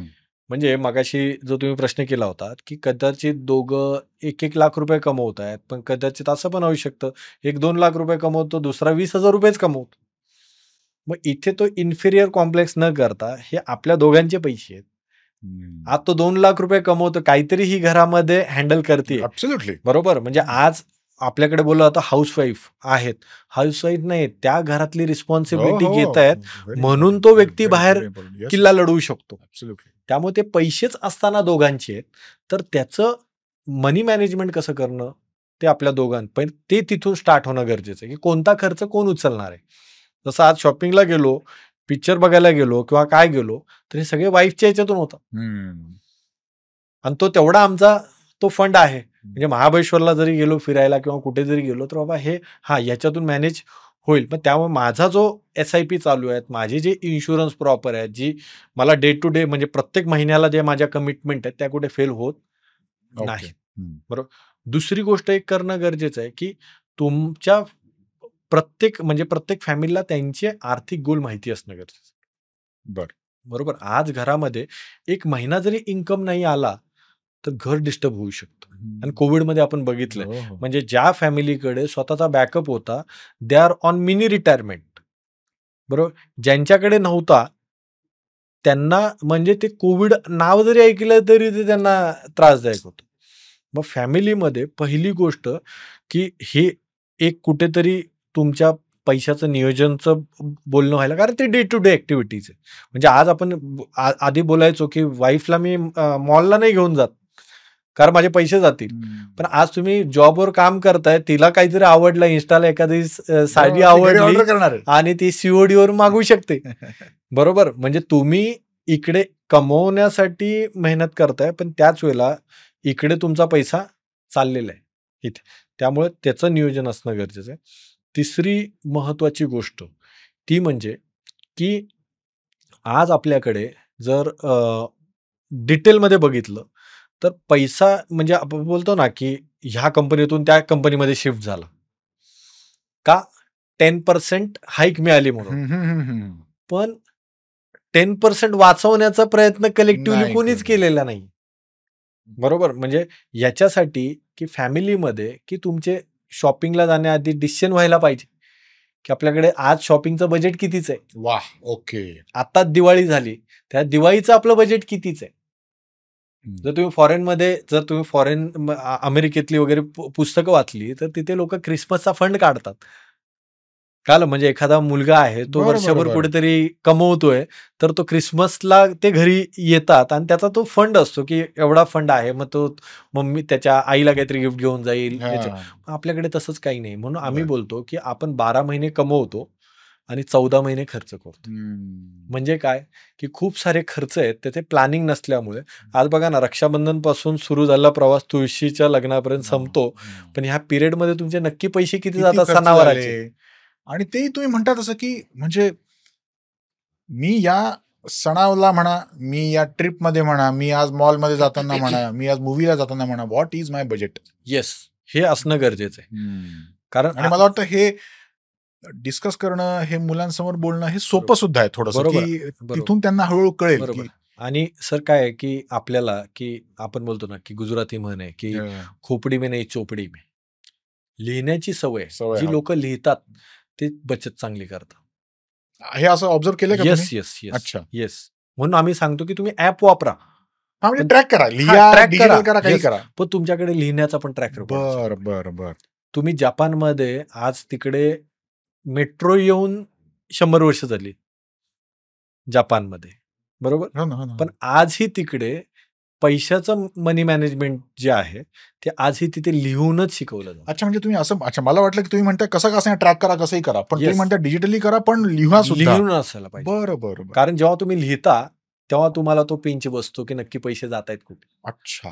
बरोबर. बरं. आणि त्या म्हणजे की आपला विषय होता की फॅमिलीमध्ये हे बजेटिंग रुजवायचं कसं. हा बरोबर, की बाबा चला ह्या वर्षी मला बोनस मिळालेला आहे, हम्म. चला मग ह्या वर्षी आपण जरा जास्त खर्च करू. पण ते माहिती असणं गरजेचं आहे की आपण नक्की खर्च किती करणार आहे. बरं. नाहीतर काय होतं की डिस्प्यूट्स तिथून चालू होतं हम्म. की मला हे करायचं होतं आणि तू इथेच हात घातला का, तर कुणाकडे तरी पाहिलं मी, त्यांनी घेतलं मग मी का नाही घेतलं. बरं. मग फॅमिलीमध्ये पहिली गोष्ट तर तुमचं म्हणजे ह्या छोट्या छोट्या गोष्टी आहेत की तुमचं शॉपिंगचं बजेट असायला पाहिजे. आपण देशाच्या बजेटकडे लक्ष देऊन असतो, पण आपल्या फॅमिलीचं बजेट कुठे. ह्या वर्षी तुमचा हाईक झालेला आहे किंवा तुमचा कॉन्स्टंट आहे हे तुम्हाला माहिती नाही. आणि फक्त आपण कोणीतरी हे करतंय त्या पद्धतीने हे करतो. त्यामुळे कुठेतरी पहिलं कडे जर हा प्रवास न्यायचा आहे तर घरातून आपल्याला फायनान्शियल कल्चर रुजवणं गरजेचं आहे आणि त्याची सुरुवात छोट्यापासून झाली पाहिजे. बर बर.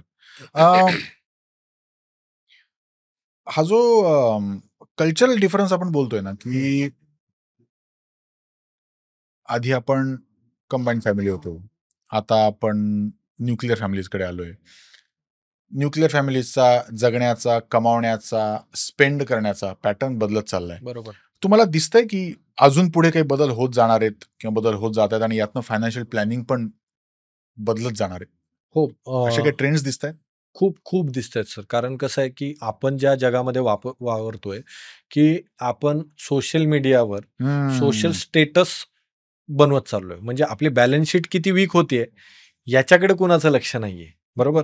आणि याच्यामध्ये रॉबिन शर्माचं एक पुस्तक आहे, फॅमिली विस्डम. फॅमिली विस्डम पुस्तकामध्ये रॉबिन शर्मा बोलतो की कपल आहेत स्मार्ट सिटीमध्ये राहणारे, मग ते न्यूयॉर्कमध्ये राहू दे, दुबईमध्ये राहू दे, मुंबईमध्ये राहू दे, कुठेही राहू दे, लंडनमध्ये राहू दे, they are living in 2 sad boxes. बरोबर. आणि ते 2 सॅड बॉक्सेस काय? लक्झरी घर आणि लक्झरी कार. बरोबर. आज तुम्ही बघा की कोविड नंतर जो रिअल इस्टेट बूम आलेला आहे तो 2 ठिकाणी आलेला आहे. एक तर लक्झरियस घरामध्ये आणि एक बजेट हाऊसिंगमध्ये. बरोबर. याच्यामध्ये की जो स्लम मधला व्यक्ती आहे त्याला कुठेतरी हायजीनची हे झाली आणि त्याला एक स्वतःचं हे पाहिजे, ती नेसेसिटी आहे. तो प्रत्येक व्यक्तीचा, प्रत्येक फॅमिलीचं एक स्वप्न असायला आणि ते बेसिक गरज. हो बरोबर. तेवढी काळजी घेतलीच पाहिजे. परंतु जे लक्झरियस म्हणजे मला बोलतात ना की जगाला दाखवायला घ्यायचंय. मॉर्गन हाऊसेलचं पुस्तक आहे सायकोलॉजी ऑफ मनी, जे प्रचंड म्हणजे आता या गेल्या 5 वर्षामध्ये त्यांनी सांगितलंय की आज चांगले लोक म्हणजे 80% लोक जे आर्थिक डिसिजन घेतात हे फक्त आणि फक्त लोकांना दाखवायला घेतात. त्यामुळे इथून पुढे ज्याच्याकडे स्वतःची चौकट क्लिअर आहे, बरोबर, की नक्की मला काय हवंय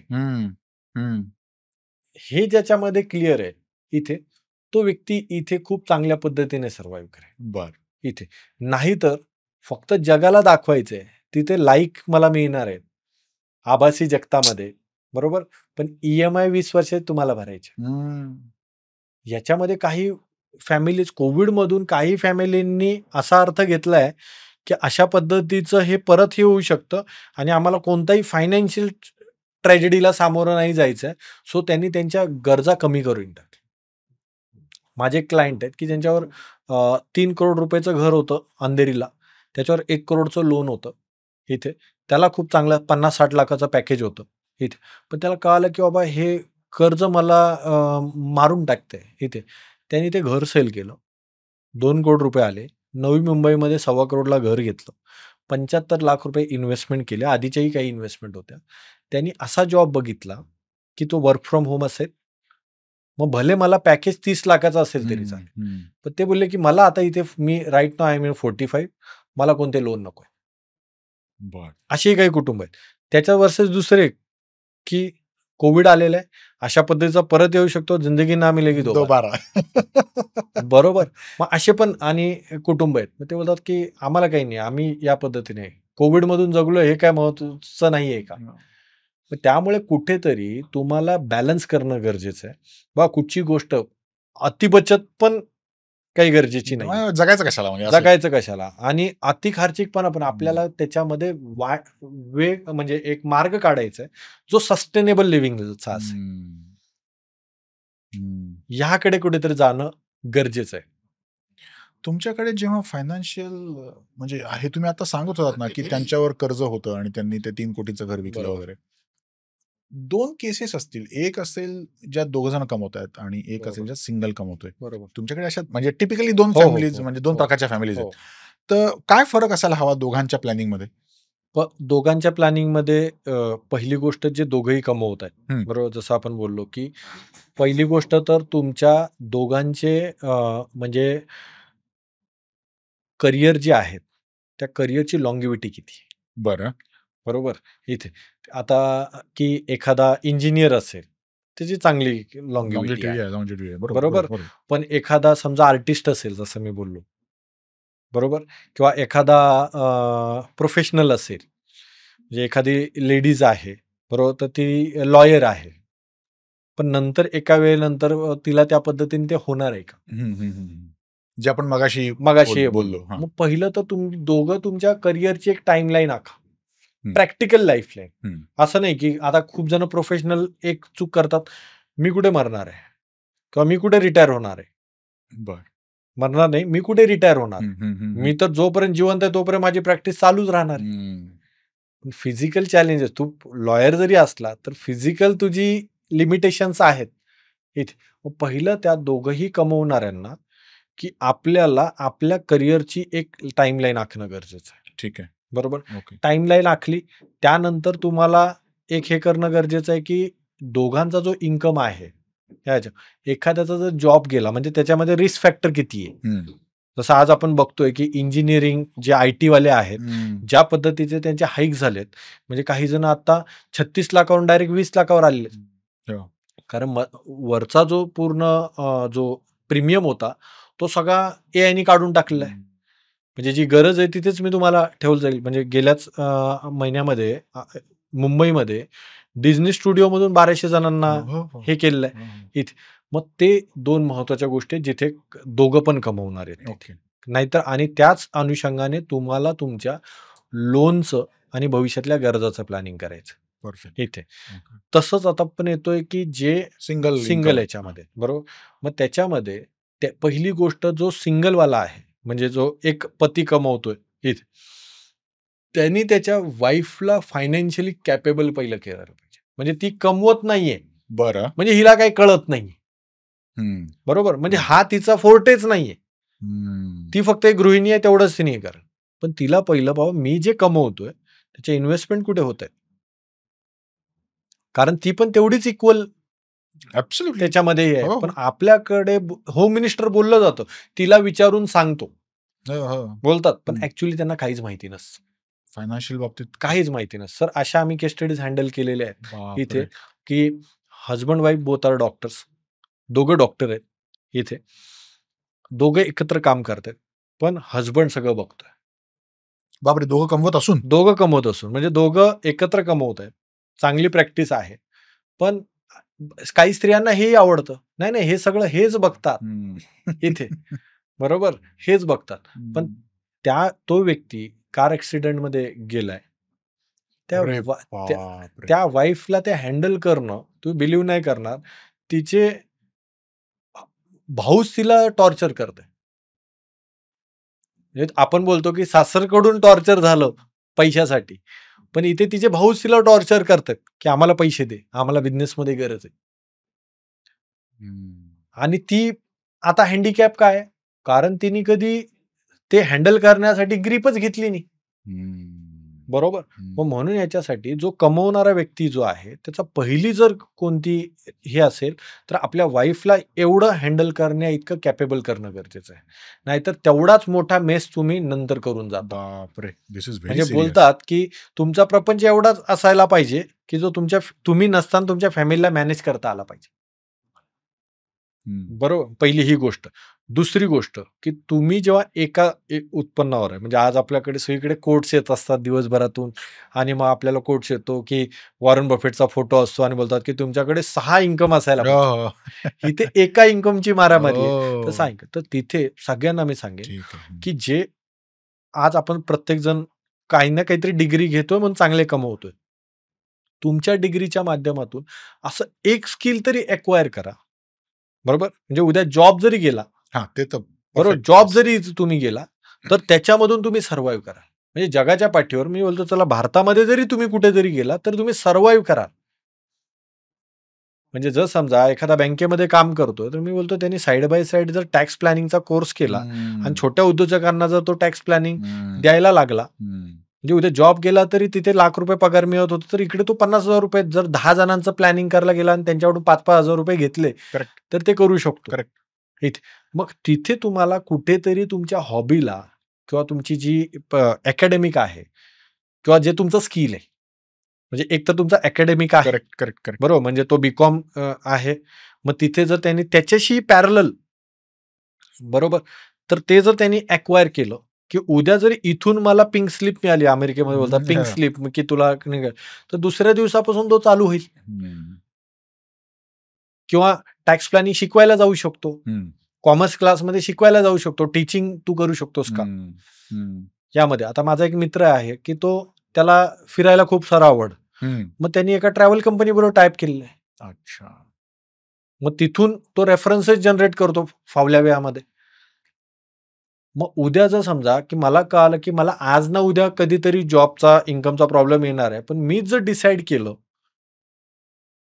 की मला 45 ला रिटायर व्हायचं, तोपर्यंत मला हा इन्कम या लेवलपर्यंत न्यायचा. ओके, बरोबर. म्हणजे आज खूप जण बोलतात की मला व्यवसाय सोडून स्वतःचं काहीतरी करायचं, नोकरी सोडून काहीतरी व्यवसाय करायचा. मग मी बोलतो की आज जर AI आलेलं आहे किंवा काय, तुम्हाला बघा की जर तुम्हाला कोणतरी तलवारीने तुमच्यावर वार करेल तर तुमच्या ढाल तयार असायला पाहिजे.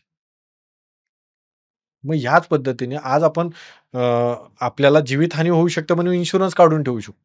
तर एक तरी स्किल तुम्ही स्वतःसाठी प्लॅन बी तुमच्याकडे असायलाच पाहिजे आणि त्या माध्यमातून तुम्हाला तुमचा प्रपंच हँडल करता आला पाहिजे. यामध्ये म्हणजे तुम्ही जो पहिला मुद्दा मांडला तो म्हणजे तो फारच महत्वाचा आहे की my wife should be capable of handling the finances. पण मला वाटतं तिला माहिती तर पाहिजे, बरोबर, की माझी एफडीज कुठे आहेत, माझं 0 अकाउंट आणि येस, हे काय वंडर की हे खरंच तेवढी ट्रान्सपरन्सी असते का कपल्समध्ये? ती नसते. त्याच्याबद्दल पण एक जबरदस्त तुम्हाला सांगतो की अमेरिकेमध्ये एक फायनान्शियल ॲडवायझर आहे, त्यांचं नाव आहे डेव्ह रेम्सी. इथे म्हणजे 2008ला जे जागतिक मंदी आली होती तेव्हा त्यांनी अफाट काम अमेरिकेमध्ये केलेलं आहे. म्हणजे जवळपास 50-60 हजार कुटुंबांना त्यांनी डेटमधून बाहेर काढून हे केलेलं. येस, तर त्यांचं Amazonवर जर तुम्ही अमेरिकेच्या Amazon साईटवर गेला तर त्यांचं फायनान्शियल प्लॅनिंगचं किट आहे. ओके, ते किटची इंडियन व्हॅल्यू 50-60 हजार रुपये असं. म्हणजे ते काय किट म्हणजे की तुमचे फायनान्शियल डॉक्युमेंट्स ठेवायचे कसे, बरोबर. म्हणजे एक माझ्यावर झालेला किस्सा सांगतो. एक व्यक्तीची इन्व्हेस्टमेंट मी हँडल करत होतो आणि रात्री 11 वाजता अननोन नंबरवर फोन आला की असं ह्यांच्या फॅमिलीतून बोलतोय आणि सरांचा हेल्थ इन्शुरन्स आहे का? तेव्हा आम्ही हेल्थ इन्शुरन्स करत नव्हतो इथे. म्हणलो मी हेल्थ इन्शुरन्स करत नाही, मी फक्त इन्व्हेस्टमेंट ॲडवायझर आहे, I am not a insurance advisor. तर आम्ही अशा मेसमध्ये आहोत, सर इज इन ICU इथे आणि आम्हाला माहितीच नाही त्यांची पॉलिसी आहे का आणि त्यांच्या मोबाईलमध्ये पण असा कोणता नंबर भेटत नाही. काय करावं लागेल? तुम्ही त्यांना सांगितलं मी तुम्हाला एक लिस्ट पाठवतो. पहिलं तर एक काम करा, त्यांच्या मेसेजेसमध्ये चेक करा, कारण प्रीमियमचे मेसेज असतात, याच्यामध्ये चेक करा. त्यांची मुलगीच बोलत होती. नाहीतर तुम्ही त्यांच्या मेलवर जा इथे, ह्यानी शोधून बघा. आणि तिसरी गोष्ट, ते डॉक्युमेंट कुठे ठेवता त्या ह्याच्यामध्ये बघा इथे. दुसऱ्या दिवशी सकाळी 11 वाजता त्यांना एका पॉलिसी कॉपी मिळाली. म्हणजे आपल्याकडे की डॉक्युमेंटेशन हा पार्टच नाही. म्हणजे पॉलिसी काढेपर्यंत जी उत्सुकता असते ती पॉलिसी निघाल्यानंतर नसते. करेक्ट. बरोबर. मग त्याचा हप्ता कधी आहे? तुम्हाला माहिती आहे का, टर्म इन्शुरन्स, हेल्थ इन्शुरन्स काढले जातात, पण 40% चे प्रीमियम पहिल्याच वर्षी भरले जात नाही. एवढे एन नंबर ऑफ स्मार्टफोन आज आपण वापरतोय, तिथे मेसेजेस येतात किंवा तुमच्या फॅमिलीकडे तुमचं फायनान्शियल कॅलेंडर असणं गरजेचं आहे आणि ते तुमच्या होम मिनिस्टरला द्या. स्त्रियांना होम मिनिस्टर बोलतो, परंतु होम मिनिस्टरला आपण जबाबदाऱ्या देत नाही. फक्त नावापुरतं होम मिनिस्टर आपण त्यांना करतो. त्याच्यामध्ये एक जबरदस्त सांगेन की मिलेनियर नेक्स्ट डोअर हे पुस्तक 1980 मध्ये 1980s मध्ये अमेरिकेमध्ये लिहिलं गेलं आणि त्याच्यामध्ये त्या पुस्तकाची थीम लाईन अशी आहे की जे श्रीमंत लोक झाली त्या दशकामध्ये आणि त्यांचा अभ्यास केला गेला, त्यांचा इंटरव्ह्यू केला गेला आणि त्याच्यामध्ये एक गोष्ट प्रामुख्याने लक्षात आली. ते जे 100 लोक असतील तर त्या 100 लोकांमध्ये 80% लोकांचं जे फायनान्शियल मॅनेजमेंट असेल, मग उद्योगाचं असेल किंवा पर्सन असेल, ते त्यांच्या वाईफ हँडल करतो. अरे बापरे, हो का? येस. म्हणजे तिथे लक्षात आलं की आपण फक्त होम मिनिस्टर बोलतोय, पण जर आपल्याला अमेरिकनच पाश्चात्य संस्कृती जर घ्यायचं तर त्यांच्याकडून आपण हे घेणं गरजेचं आहे. आणि याच्याच बाबतीत मी सांगेन की अमेरिकेमध्ये 2008ला जेव्हा मंदी आली तर तेव्हा डेव्ह रेम्सी म्हणून फायनान्शियल ॲडवायझर इथे, आणि त्यांनी वेगवेगळे त्यांचे कोर्सेस चालायचे वगैरे, त्यांनी 30 ते 40,000 कुटुंबांना म्हणजे लोनमधून म्हणजे मायनसमधून शून्यामध्ये तरी आणलं. बरोबर. तर डेट फ्री घेतलं. आणि त्यांच्या जो कोर्समधला पहिला महत्वाचा मुद्दा होता की प्लॅनिंग करायचं असेल तर नवरा बायको दोघे एकत्र असतील तर तुम्हाला आमच्याकडून प्लॅनिंग करून मिळेल इथे. आणि त्याच व्यक्तीने एक फायनान्शियल प्लॅनिंगचं किट बनवलं, जे Amazon.com जर तुम्ही बघितलं डेव्ह रेम्सी फायनान्शियल प्लॅनिंग किट, तर ते आपल्या भारतीय रुपयामध्ये बघितलं तर 40,000 ते 50,000 रुपयाचं असू शकतं इथे. ते आयफोन सारखं झालं की एक ब्रँड व्हॅल्यू त्याला. पण मी सांगतो की प्रत्येक फॅमिलीने एक स्वतःचं फायनान्शियल किट बनवणं गरजेचं आहे. मग त्याच्यामध्ये सुरुवात होते की पहिली गोष्ट की आपल्या वाईफला फायनान्शियल मॅनेजमेंटमध्ये कॅपेबल करणं. आणि यातलं सर्वात जबरदस्त उदाहरण म्हणजे आज विराट कोहलीचं फायनान्शियल मॅनेजमेंट कोण बघतंय? तर अनुष्का शर्मा बघते. बरोबर. मग आपल्याला ते चांगलं वाटतं, अप्रूप वाटतं की बाबा चला करिअर सोडून हे हँडल करते. पण आपण आपल्या वाईफला विराट कोहलीचा प्रपंच जर आज 1000 करोडचा जर पकडला तर आपला 1-2 करोडचा आहे. मग आपण बोलतो आपल्याला काय गरज आहे? आपल्याला जास्त गरज आहे, आपलं कमी आहे, we can't afford to lose. बरोबर. म्हणजे प्रत्येक जर आज ताजमहाल आहे पण आपलं 1 BHK घर पण आपल्यासाठी ताजमहालच आहे. बरोबर. मग ह्याच्यासाठी पहिलं गोष्ट जर काय करायला पाहिजे तर तुमचं फायनान्शियल 7-12 रेडी असणं गरजेचं आहे, डिजिटली आणि फिजिकली. म्हणजे काय की तुमच्या इन्शुरन्स पॉलिसीज, बरोबर, तुमच्या इन्व्हेस्टमेंट, ह्याचे पासवर्ड काय आहेत, ह्याचे लॉग इन ID काय आहेत, हे कुठेतरी लिखित स्वरूपात असायला पाहिजे. तुम्ही मगाशी ते मोबाईलचा विषय निघाला, मोबाईल लॉक्ड आहे ना आता. बरोबर. मग याच्यासाठी आमचे मित्र आहेत सुबोध मिस्त्री म्हणून, जे कॉर्पोरेटमध्ये मुंबई पोलीस, महाराष्ट्र पोलीससाठी फक्त IT वर लेक्चर्स घेतात, वेगवेगळे कोर्सेस घेतात. तर त्यांनी एक मस्त गोष्ट सांगितली की आज आपल्याला 15 GBचा जीमेल ID तुम्ही किती एन नंबर ऑफ काढू शकता. बरोबर. तर त्याच्यामध्ये त्यांनी सांगितलंय की आज फायनान्शियल फ्रॉड्स होत आहेत. बरोबर. तर तुम्ही तुमचा एकतरी ईमेल ID असा असायला पाहिजे जो कुठे तुम्ही शेअर केला नाही. बरोबर. तो कुठचेही ऍप डाउनलोड करताना वगैरे कुठेच वापरलेला नाही. मग तो फक्त तुम्ही इन्व्हेस्टमेंटसाठीच द्या. म्हणजे त्याच्यामध्ये जे मेल्स येतील ते इन्व्हेस्टमेंट रिलेटेडच असतील आणि त्याचा पासवर्ड तुम्हाला दोघांना लॉग इन आहे. त्यातल्या त्यात जो तुमचा हजबंडचा जीमेल ID आहे, खूपदा बघा आपण खूप दिवसांनी जर लॉग इन केलं तर जीमेल विचारतं की तुमचा एक बॅकअप ID टाकता का? बरोबर. तो मग एकमेकांचा द्यायचा, तो एकमेकांचा देऊ शकतो आपण. मग ह्याला बोलतात की तुमचं डिजिटल फायनान्शियल मॅनेजमेंट. ह्याच्यासाठी फक्त तुम्हाला एक नवीन ईमेल ID ओपन करायचं आहे. तिथे तुम्ही गुगल ड्राईव्ह मिळते तुम्हाला, तुम्ही सगळे KYC टाकू शकता, 5-10 फोल्डर करू शकता गुगल ड्राईव्ह मध्ये. बरोबर. माझा मित्र आहे अजय कुंभार येथे, तर तो तुमच्या पूर्ण म्हणजे फॅमिलीचं, त्याचबरोबर तुमच्या बिझनेसमध्ये कशा पद्धतीने गुगल ड्राईव्हचं मॅनेजमेंट असायला पाहिजे याच्यावर तो प्लॅनिंग करून देतो. बरोबर. मग त्याच्यामध्ये आहे की बाबा तुमचं केवायसी मॅनेजमेंट आहे. आज आपण करोडोच्या रिअल इस्टेट घेतो, पण जर गरज पडली तर त्याचा इंडेक्स 2 कुठे आहे? बरोबर, हे माहिती नसतं. खरंय. बरोबर. मग आपण म्हणजे काय काय जणांच्या मोबाईलमध्ये 200 ऍप्लिकेशन्स असतात, पण ही छोटीशी गुगल ड्राईव्हच्या माध्यमातून आपण फोल्डर सगळे केले. म्हणजे मी तुम्हाला सांगतो की परत तेच नाव घेतो की हे प्लॅनिंग असल्याचा किती फायदा होतो, की तेच जे दोघांची मी नावं घेतली, सुबोध आणि अजय, हे मलेशियाला फिरायला गेले होते आणि तिथे त्यांचा पासपोर्ट हरवला. पण हे सगळं डिजिटल असल्यामुळे त्यांना एम्बेसीला संपर्क करणं आणि हे करणं इझिली पॉसिबल झालं. 24 तासात त्यांचा नवीन पासपोर्ट मिळाला. बरोबर. मग त्यासाठी आपल्याला पहिलं आपल्या वाईफला कॅपेबल करणं गरजेचं आहे आणि या पद्धतीने हे त्यांच्या हातात देणं गरजेचं आहे. कारण असताना स्त्रिया मल्टीटास्कर आहे आणि स्त्रियांकडे काही गोष्ट दिली तर त्या हरवत नाही. बरोबर. ह्याच्यासाठी एक तुम्ही तुमचा व्हॉट्सअप ग्रुप बनवू शकता, ज्याच्यामध्ये तुमचे केवायसी डॉक्युमेंट आहेत, जे काय आहेत. नाहीतर मुलांच्या शाळेमध्ये तो सगळं लागतं आणि तेव्हा घर पूर्ण हे होतं. तुम्ही म्हणतात की बरोबर आहे, व्हॉट्सअप ग्रुप पाहिजे आणि हे फक्त मी आणि वाईफ म्हणजे कधी असे होऊ शकतं की दोघांवरही एकदम संकट आलं. बरोबर. अख्खी family should be at involved. बरोबर. नवऱ्यानी आपलं फायनान्शियल प्लॅनिंग नीट करून बायकोपर्यंत ते घेऊन जाणं फारच महत्वाचं आहे. बरोबर. पण दोघांमध्ये ट्रान्सपरन्सी पण पाहिजे. म्हणजे आता आजकाल असं आहे की नवऱ्याची बायकोला सांगायची इच्छा आहे का, बरोबर, बायको ते ऐकणार आहे का. याच्यामध्ये मी एकच सांगेन की ही ट्रान्सपरन्सी जर तुम्ही करत नाही आहात तर तुम्ही तुमचं भविष्य रिस्क मध्ये टाकत असता. किती अवघड आहे. बरोबर. आणि याच्यासाठी अजून एक गोष्ट आम्ही सांगतो, जसं कोविडमध्ये आपल्याला बघायला मिळालं की काही कुटुंब एकाच वेळेला ऍडमिट होते. हो. त्याच्यासाठी आम्ही सांगतो की तुमच्याकडे एक वेल विशर फ्रेंड असायला पाहिजे. वेल विशर फ्रेंड म्हणजे लक्षात घ्या की वेल विशर नातेवाईक नाही बोलत आहे. बरोबर. कारण नातेवाईकांना शेअर करताना आपण थोडं बॅकफुटला असतो. बरोबर. माझे लोन याला कळतील का, मग तो त्याला सांगेल का, माझ्या म्हणजे वाईफच्या माहेरचा आहे की माझ्या इकडचा आहे.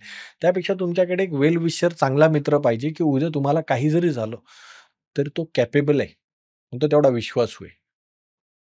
बरोबर. मग असं जर आज आपण शहरी भागामध्ये राहतो, आधी गावाकडे भाऊकी असायची हँडल करायला. घरामध्ये तुमच्या लग्न सोहळा आहे तर ते मत्तीला यायचे, एखादा दुखवटा आहे तर ते यायचे. मग अशा पद्धतीचं तुमचं वेलविशर एक मित्र किंवा एक 3-4 फॅमिलीचा ग्रुप असायला पाहिजे, जे एकमेकाच्या सुखदुःखात ह्या गोष्टीसाठी उभा राहील. बरोबर. मग म्हणून काय की आज बघा सगळ्यांचा विषय काय चालू आहे मध्ये, तुला ह्या फंडात एवढे रिटर्न मिळाले, अरे मला तेवढे मिळाले. म्हणजे रिटर्न चेस करतो आपण. म्हणजे गाडीचा स्पीड काय आहे, पण गाडी पंक्चर झाली तर कोण रिपेअर करणार. बरोबर. म्हणून आपण फायनान्शियल प्लॅनिंग म्हणजे खूप जणांना वाटतं की फक्त रिटर्न चेस करणे. जसं आता परवाच मॅच झाली की क्रिकेटच्या मॅचेस आपण बघतो की काही वेळेला रन पण करायचे आहेत आणि विकेट पण टिकून ठेवायची. हो. बरोबर. पण आता सगळ्यांचा ओक काय, फायनान्शियल प्लॅनर म्हणजे त्यांनी फक्त मला चांगल्यातल्या चांगले रिटर्न्स मिळवून द्यायचे, फक्त प्रत्येक बॉलवर 6 मारायचा आहे. येस. आणि ऍज अ फायनान्शियल ॲडवायझरला पहिलं शिकवलं गेलं की पहिलं capital safety of your clients. बरोबर. आणि त्याच्यानंतर कॅपिटल सिर सलामत तो पगडी 50 ह्यामध्ये. म्हणून पहिलं काय की ऍज अ फॅमिली पती पत्नी हा आपल्या दोघांचं हे अर्थकारण आहे. बरोबर. आपल्या मुलांचं हे अर्थकारण आहे. बरोबर. मग याच्यासाठी आज बोललं जातं ना की अरे तुम्हाला डिवोर्स घ्यायचंय, तुम्ही डिवोर्स घ्या, पण मुलं झाल्यानंतर डिवोर्स घेताना तुम्ही 100 वेळा विचार करणं गरजेचं आहे. मग त्याच पद्धतीने तुम्ही जेव्हा मी जर बोलतोय बरोबर आणि मी वी कडे नाही करत आहे, तर तुम्ही स्वतःच्या करिअर बरोबर म्हणजे स्वतःच्या लाईफ बरोबर पण खेळताय आणि ती जी मुलं तुमच्यावर डिपेंड आहेत त्यांच्या पण लाईफ बरोबर तुम्ही खेळताय. आणि जेव्हा तुम्ही आय करता तेव्हा तुमचं एक कल्चर म्हणजे एक कल्चर बिल्ड होत नाही. आणि मग त्या मुलांना तुम्ही कोणतं कल्चर देणार, नो कल्चर. जसं तुम्ही सर वारंवार बोलत असता की एक हिंदू म्हणून माझी एक काहीतरी फिलॉसॉफी फिक्स असणं गरजेचं आहे. आपलं त्याविषयी बोलणं झालं, पण ती मनी फिलॉसॉफीच नाहीये माझ्या घरात. बरोबर. म्हणजे आपल्या आई वडिलांची होती बचत फिलॉसॉफी होती आणि ती त्यांच्या कल्चरला परफेक्ट होती आणि आपण उभे त्याच्यावर आहोत. बरोबर. आपली अख्खी जनरेशन. येस. या ह्याच्यामध्ये. मग आपल्या मुलांना मग आपण स्पेंडिंग कल्चर देणार आहेत का? आणि ते स्पेंडिंग कल्चर मग उद्या ते बोलणार की माझंच माझ्याने होत नाही, मी तुम्हाला काय मदत करू? बरोबर. मग ह्याच्यासाठी जर तुम्ही विजन, एक काहीतरी विजन घेऊन जर तुम्ही आज विजन बोर्ड सगळीकडे बनवले जातात, बरोबर. मग त्या विजन बोर्डमध्ये बघितल्यानंतर हे असतं की मला लेह लडाखला जायचंय, मला स्पेनला जायचंय. पण त्याच्यामध्ये हे कुठे नसतं की मला आम्हा दोघांना रिटायरमेंट फंड 5 करोड रुपयाचा करायचा, जो सहज शक्य आहे SIPच्या माध्यमातून. आणि त्याचे आज गेल्या 10 वर्षात काय होतं, हिस्ट्री नव्हती. म्युच्युअल फंडामधून पैसे बनले आहेत किंवा शेअर बाजारामधून पैसे बनले आहेत, ह्याच्या हिस्ट्री खूप कमी होत्या.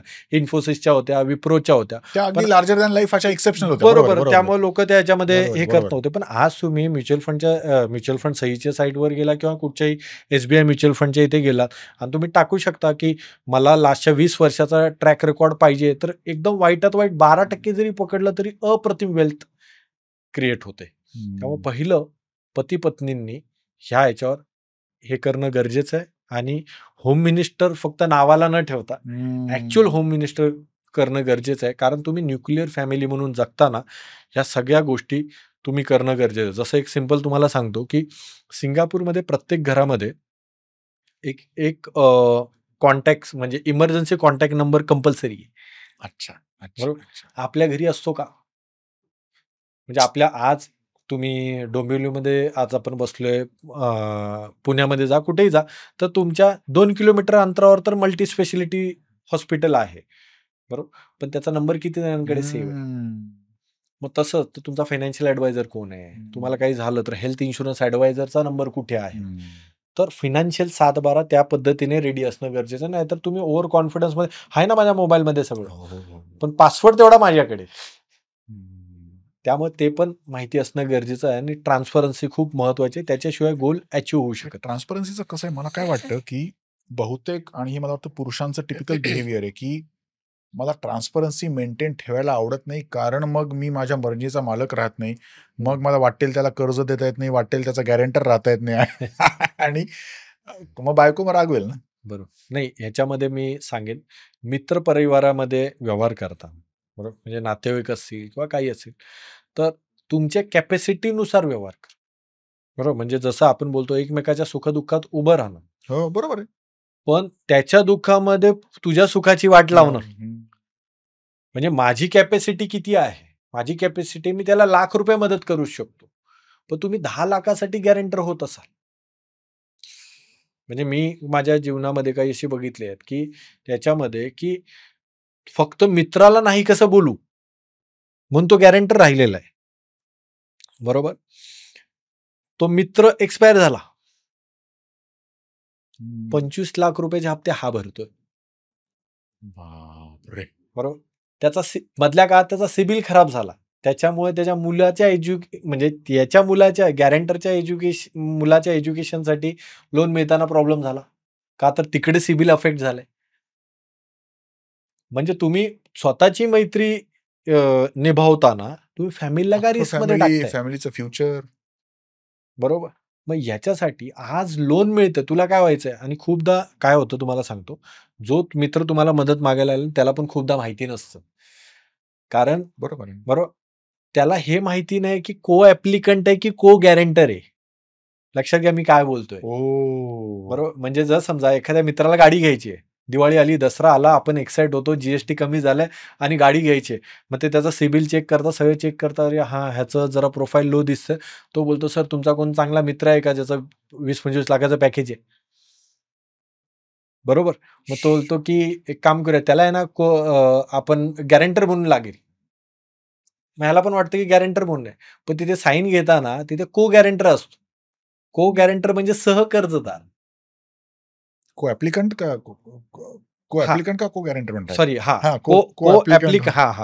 त्याला वाटतं की मी फक्त गॅरेंटर आहे, पण इथे त्याला को ऍप्लिकंट केलं जातं. आणि तुम्हाला तर माहिती आहे की लोन घेताना आपण सह्या कशा करतो, आणि आता तर रील बनवत सह्या करतो, बरोबर. मग याच्यामुळे की त्याला वाटतं मी नुसता गॅरेंटर आहे, गॅरेंटरला काही होत नाही, पण ऍक्च्युअली गॅरेंटर पण तेवढाच आहे. आणि त्यातल्या त्यात जर तुम्ही को ऍप्लिकंट झालात तर डायरेक्ट तुमच्या सिबिलला पण इम्पॅक्ट करतो. मग म्हणून काय की ट्रान्सपरन्सी ह्यासाठी आहे. लाईफ पार्टनर आपण कशाला बोलतो? कुठेतरी मी चुकत असेल तिथे मी तुला कंट्रोल करेल. अगदी अगदी अगदी बरोबर. म्हणजे असे पण गोष्टी बघितलेल्या आहेत की वाईफ मला नाही बोलणार म्हणून माझं मी केलं, पण ते आज अशा ट्रॅजेडीमध्ये अडकलेले आहेत की ते त्यांच्या फॅमिली म्हणजे लाईफ पार्टनर समोर तोंड पण दाखवू शकत नाही. म्हणजे दुसऱ्या तुमच्या मित्राच्या चुकीमुळे किंवा नातेवाईकासाठी लोन काढून दिलं, त्याला व्यवसाय करायचा होता इथे. त्याच्यामुळे ट्रान्सपरन्सी असणं गरजेचं आहे, कारण हे फक्त स्वतःचं अर्थकारण नाहीये, तुमच्या परिवाराचं अर्थकारण. लेटर टू हजबंड बद्दल तुम्ही बोलला होतात मागे काहीतरी. हा, का व्हॉट इज इट? म्हणजे एक मद्रासमध्ये राहणारे एक IT कपल होते आणि त्यातल्या हजबंडचा ॲक्सिडेंट झाला आणि त्यानंतर ते जे सगळं नॉमिनेशन, मग त्या इन्व्हेस्टमेंट स्वतःच्या नावावर करून घेणं, ते होम लोन, हे सगळं त्या वाईफला एकटीला मॅनेज करावं लागलं. आणि हे त्यांनी कधी डिझास्टर मॅनेजमेंटच केलं नव्हतं, की असं काहीतरी होऊ शकतं. म्हणजे आपल्या हिंदू कल्चरमध्ये मृत्यू अटळ आहे हे बोललं जातं. बरोबर. म्हणजे आपल्या मृत्यूनंतर स्वर्ग आहे, नर्क आहे, ही जगाला फिलॉसॉफी आपण दिली आहे. पण आजही खूप कुटुंबामध्ये मृत्यूबद्दल बोललं जात नाही. माझ्याकडे काही क्लायंट आहेत की ते टर्म इन्शुरन्स त्यांच्या घरातले बोलतात की टर्म इन्शुरन्स म्हणजे निगेटिव्हिटी आहे, तू निगेटिव्ह कशाला बोलतोस? अरे बापरे! बरोबर. म्हणून ते काढत नाही. म्हणजे वाईफ रडतात की तुम्ही हे बोलताय कशाला? हे असं आहे? यस, असं आहे. आणि हे खूप इन्शुरन्स ॲडवायझर किंवा त्यांच्या आजूबाजूला ते सांगतील की यस सर, अशा स्टोऱ्या आहेत आमच्या आजूबाजूला आजही. पण त्याच व्यक्तीचा फॉर्च्युनरचा 40 लाखाचा इन्शुरन्स आहे. का? गव्हर्नमेंटने कंपल्सरी केलं. मग ते प्रियाज लेटर टू हजबंड जे आहे, म्हणजे 2 शिक्षित चांगले IT कन्सल्टंट, पण त्या प्रियावर जी वेळ आली की तुझा लॅपटॉपचा पासवर्ड मला माहिती नाहीये, तू मला सांगायचास की सगळं मी ह्याच्यामध्ये ठेवलेलं आहे, पण मला पासवर्डच माहिती नाही. काल त्याचं फिजिकल कुठे ठेवलं नाही का? तर आपण IT वाले आहेत. म्हणून मगाशी बोल ना, खोपडी में नाही चोपडी में. आज एक चांगली फाईल, जर चांगली फाईल घ्यायची आहे सर, फायनान्शियल किट देवर एमसीचं 50-60 हजार रुपयाची पण घ्यायची गरज नाही. आज एक रविवार काढला नवरा बायकोंनी, बरोबर, 10 फाईल घेऊन आले, बरोबर. 100 रुपयाला एक चांगली फाईल भेटते. 1000 रुपये गेले. जेवण पण बाहेरून मागवलं. आज आपल्याला आपलं फायनान्शियल सातबारा व्यवस्थितरित्या करायचं. तर प्रियाज लेटर टू हजबंड लिहायची गरज येणार नाही. तर काय लिहिलंय त्यात त्यांनी? त्या ह्याच्यात तेच लिहिलंय की तू गेल्यानंतर तू जो काय मेस करून ठेवलास किंवा आपण जो मेस करून ठेवला इथे, तो दुसऱ्याला कोणाला हे नाही झाला पाहिजे. अच्छा. म्हणजे ह्या पद्धतीचं त्यांनी ह्या पद्धतीने लिहिलं की ह्या पद्धतीचं लेटर लिहायची कुणावर वेळ नाही आली पाहिजे कुठच्या स्त्रीवर. मग त्याच्यासाठी त्यांनी सांगितलं की काय करा की तुमच्याकडे तुमचं सगळ्या कॉपीज, आपण खूप डिजिटली जातो, पण त्याच्या सगळ्या कॉपीचे झेरॉक्स मारला असे किती रुपये लागतात? बरोबर. आज एक 2 BHK घर आपण घेतो, पण ते कशासाठी घेतो? मग त्यातलं कुठेतरी तुमच्याकडे एक फायनान्शियल किट किंवा एक जागा असायला पाहिजे. इथे सगळं फायनान्सचे डॉक्युमेंटेशन ठेवलेले आहे. बरोबर. ही माझी रिअल इस्टेटची फाईल आहे, ही माझी KYCची फाईल आहे, ही माझी एज्युकेशनल डॉक्युमेंट्स आहेत, ही माझी विजा किंवा पासपोर्टच्या याची फाईल आहे. एवढं फक्त करायचं आहे. तर त्या प्रियाज लेटर टू हजबंड मध्ये तेच आहे की तुम्ही ओव्हर कॉन्फिडंट राहू नका. बरोबर. तुम्ही मी एक कॉमन मॅन आहे, माझ्या जीवनातही काहीही होऊ शकतं. आज 26 जुलै 2005 सालला मुंबईमध्ये हे झालं. तेव्हापासून त्याच्या दुसऱ्याच वर्षी डिझास्टर मॅनेजमेंट हे वेगळं डिपार्टमेंट, त्याचा खर्च वर्षाला 800 करोडचा आहे. असं नाही ना की दरवर्षीच पाऊस येतो आणि हे होतं, पण ते एव्हरी इयर 800 करोड खर्च करते मुंबई महानगरपालिका इथे. पण आपण काय की आपण जगतोय असे की कधी मरणारच नाही, आणि त्याच्यामुळे आपण आपल्या फॅमिलीसाठी ट्रॅजेडी करून जातो. म्हणजे जेव्हा आपण बघतो की अहमदाबादची घटना झाली, प्लेन क्रॅश झाला, तर त्याच्यानंतर त्यांच्या फॅमिलीला कुठच्या याला जातं. आणि त्याच्यामध्ये आम्ही बोलतो की इन्शुरन्समध्ये कोट आहे की जो व्यक्ती इन्शुरन्स काढत नाही, तर त्यांनी स्वर्गातून एकदा वरून बघावं की त्याच्या फॅमिलीला कुठच्या ट्रॅजेडीला सामोरं जावं लागेल. हा विषय. बरोबर.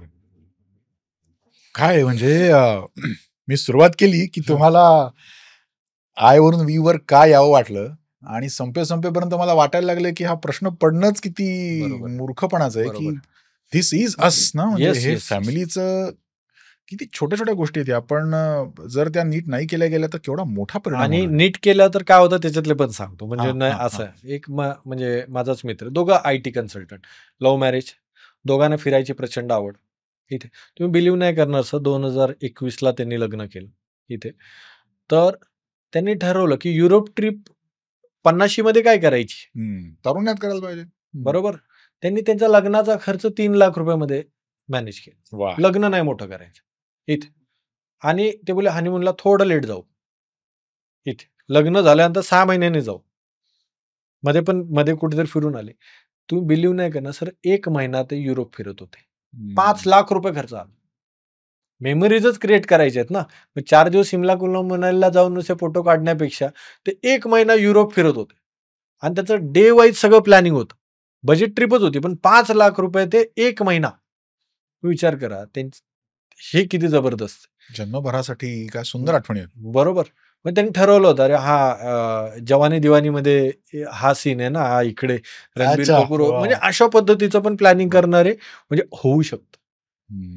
एक कुटुंब आहे, हजबंड वाईफ दोघं डॉक्टर आहेत. बोलले त्यांनी प्लॅनिंग केलं की आम्ही जबरदस्त पैसा कमवला इथे, पण आम्हाला वसईच्या इथे पुढे आदिवासी पाडे आहेत वगैरे वगैरे. आम्हाला आता आहे ना, आम्हाला 100 तरी ऑपरेशन फ्री करायचे दरवर्षी. क्या बात आहे. बरं, असे पण आहेत. मग ह्याच्यासाठी आम्हाला किती पैसे काढावे लागते.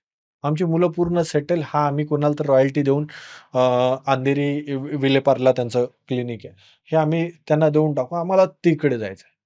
आम्ही नाही बाबा आमटेंसारखं एवढं कुठेतरी जाऊन, पण एवढं तरी आम्ही करू शकतो. हे कधी वी आला तेव्हा. बरोबर. म्हणजे जेव्हा आज तुम्ही मला सांगा ना, जे तुमच्या माझ्यासारखी मुलं शिकली आहेत, आपल्या आई वडिलांनी दोघांनी एकत्र कॉन्ट्रीब्युशन केलं नसतं तर आज आपण इथे बसलो असतो का? खरं. बरोबर. म्हणजे जिथे सगळेजण घरं घेत होते इथे, ते माझ्या वडिलांनी नाही, माझा मुलगा MBA फिनान्स करतो, त्याला कितीही पैसे लागू शकतात, तो झाल्यानंतर मी घर गेला आणि नंतर तिथून पुढे 1 BHK वरून 2 BHK हा त्याचा प्रश्न आहे, पण मी त्याला बेसिक देईन, पण मी त्याला एज्युकेशन बेस्ड देईन. म्हणजे आपली भारतीय संस्कृतीच वीकडे आहे. आपण पाश्चिमात्य गोष्टी अडॉप्ट करतोय, ते पण चांगलं आहे तुम्हाला याच्यामध्ये, पण त्याच्यामधला बेस्ट काय आहे. आणि जिथे बोलतात ना की आपल्या भारतीय संस्कृतीची जी स्ट्रेंथ आहे वी म्हणून, ती जर आपण अडॉप्ट केली तर मी बोलतो तुमचा वी मधून तुमचा आय साध्य होऊ शकतो, पण आय मधून वी नाही साध्य होणार. तुझं माझं करून तुला काय पाहिजे, मला काय पाहिजे. आणि आताच्या घडीला सर की आपण फेसबुकवर काय आहे, मेड फॉर ईच अदर दाखवण्याच्या रेसमध्ये, बरोबर. पण actual life is mould for each other. Correct. बरोबर. मग मोल्ड फॉर ईच अदर की जिथे तुला त्रास होतो तो विषय मी छेडणार नाही, बरोबर. मला त्रास होणार तो विषय छेडणार नाहीये. पण जिथे आपल्या दोघांना एकत्र व्हायचंय तर तिथे आपण दोघांना अडॉप्ट करणं गरजेचं आहे. आणि सायकोलॉजीमध्ये बोललं जातं की every human being is different animal. बरोबर. मग पैशामध्ये जे तिथे जर एखादा खार्चिक आहे तर त्यांनी सांगा, अरे मी इथे वाहत जाऊ शकतो, तू इथे मला कंट्रोल कर. आणि तू जर मला कंट्रोल केलं तर मी तुझं ऐकेन. येस, हे I am giving that power to you. बरोबर. कारण तिथे मला माझा ताबा राहत नाही. बरोबर. इथे मग याच्यासाठी काय की इथे तुम्ही कारण आपण बघा कुणाशी कॉम्पिटिशन करतो. हो ना. लाईफ पार्टनर बरोबर काय. बरोबर. मग आणि ह्याच्यातून साध्य काय होणार आहे, काय मिळणार आहे. मग इथे कुठेतरी त्याला जे आवडत नाहीये ते तिथे तुम्ही बॅकफुटला येणं. म्हणजे आज जर माझ्या मित्रांबरोबर मला इथे जायचं, मग मित्र महत्वाचा आहे की लाईफ पार्टनर महत्वाचा. आणि मला वाटतं कुठच्याही मित्राला हे नाही आवडणार की त्याच्यामुळे तुमच्या फॅमिलीमध्ये वाद होते, बरोबर. मग ह्याच्यासाठी काय की फिनान्स हा जो विषय आहे इथून पुढे गहन होत जाणार आहे, जो आपल्या हातात नाहीये. बरोबर. म्हणजे आज तुमचा मुलगा जे त्याचे ऍस्पिरेशन्स काय ते आपल्या हातात नाहीयेत. मग तिथे तुम्ही ज्या ज्या गोष्टीवर मी कंट्रोल करू शकतो, मग आपण दोघं जर कंट्रोल करू शकतो की चला स्विगी झोमॅटो थोडं कमी करू, स्टॉप करणं शक्य नाहीये आणि ते केलं तर मजाही नाही, म्हणजे बरोबर गरज नाही. पण ठरवून अरे आपल्याला स्विगीवरून आपण महिन्यातून 2दाच मागू, एक कल्चर, बरोबर. पण काय मागू ना, ते ठरवू, अरे ह्या हॉटेलमध्ये हे चांगलं भेटतं. हम्म. पण तेच तुम्हाला रात्री क्रेविंग होते म्हणून भेटलं, उठलं सुटलं त्या पद्धतीने हे केलं, तर याच्यावर कुठेतरी कंट्रोल आणणं गरजेचं आहे. आणि वीकडूनचा जो प्रवास आहे, आपण बोलत होता, आज लोक डाएट काउन्सिलरला पैसे देतात का, तर तू ट्रॅक कर, बरोबर. पण इथे घरात बोलतो की ट्रान्सपरन्सी माझी, म्हणजे मला माझी प्रायव्हसी पाहिजे, सॉरी माझी प्रायव्हसी पाहिजे. म्हणजे आपण एखाद्याला पूर्ण ओपन होतोय, तिथे पैसे देतो ओपन व्हायची, बरोबर. काउन्सिलरला पैसे देतोय, पण जवळच्या व्यक्तीकडे बोलायला आपल्याला नको वाटते. प्रायव्हसी, म्हणजे तिथे आपण शब्द टाकलेत, प्रायव्हसी, माय फ्रीडम, स्वातंत्र्य, व्यक्ती स्वातंत्र्य. येस, या याच्यामध्ये. Mahesh, thank you so much. आज ना, म्हणजे ज्यांनी शेवटपर्यंत बघितलाय त्यांच्यासाठी तर हा खूपच आय ओपनर आणि अनेकदा अंगावर काटा आणणारा पॉडकास्ट असणार आहे. बरोबर. थँक्यू व्हेरी मच महेश, तुम्ही वेळ काढून आलात आणि इतकं सगळं मोकळेपणाने, खुलेपणाने बोललात. एकतर इतकी वर्ष काम करताय म्हटल्यावर तुम्हाला अनुभवही बरेच आलेत, त्यातून तुम्ही शिकलाय आहात आणि तुम्ही त्यातनं तुमच्या क्लायंट्सना सुद्धा बेनिफिट मिळवून देताय. आज हा पॉडकास्ट बघून आय एम 100% शुअर की तुम्हालाही बरंच काही नवं उमगलं असेल, समजलं असेल. पण ते विराट कोहलीचा फायनान्स अनुष्का शर्मा करते म्हणून तिचं कौतुक करत असताना आपण आपल्या घरातही एकमेकांकडून ते सगळं जपून ठेवतोय, लपवून ठेवतोय, असं करण्याची सवय आपण सगळेच मोडूया. पर्सनल फायनान्सला फॅमिली फायनान्स करूया. सो आय कडून वी कडे जाऊया आणि आपलं आर्थिक स्वातंत्र्य, आपली आर्थिक समृद्धी, आपली आर्थिक सुरक्षा खरोखर जपून ठेवूया. तर याच नोटवर आजचा पॉडकास्ट संपवूया. भेटूया पुढच्या पॉडकास्टमध्ये. नमस्कार, वंदे मातरम, जय श्रीराम.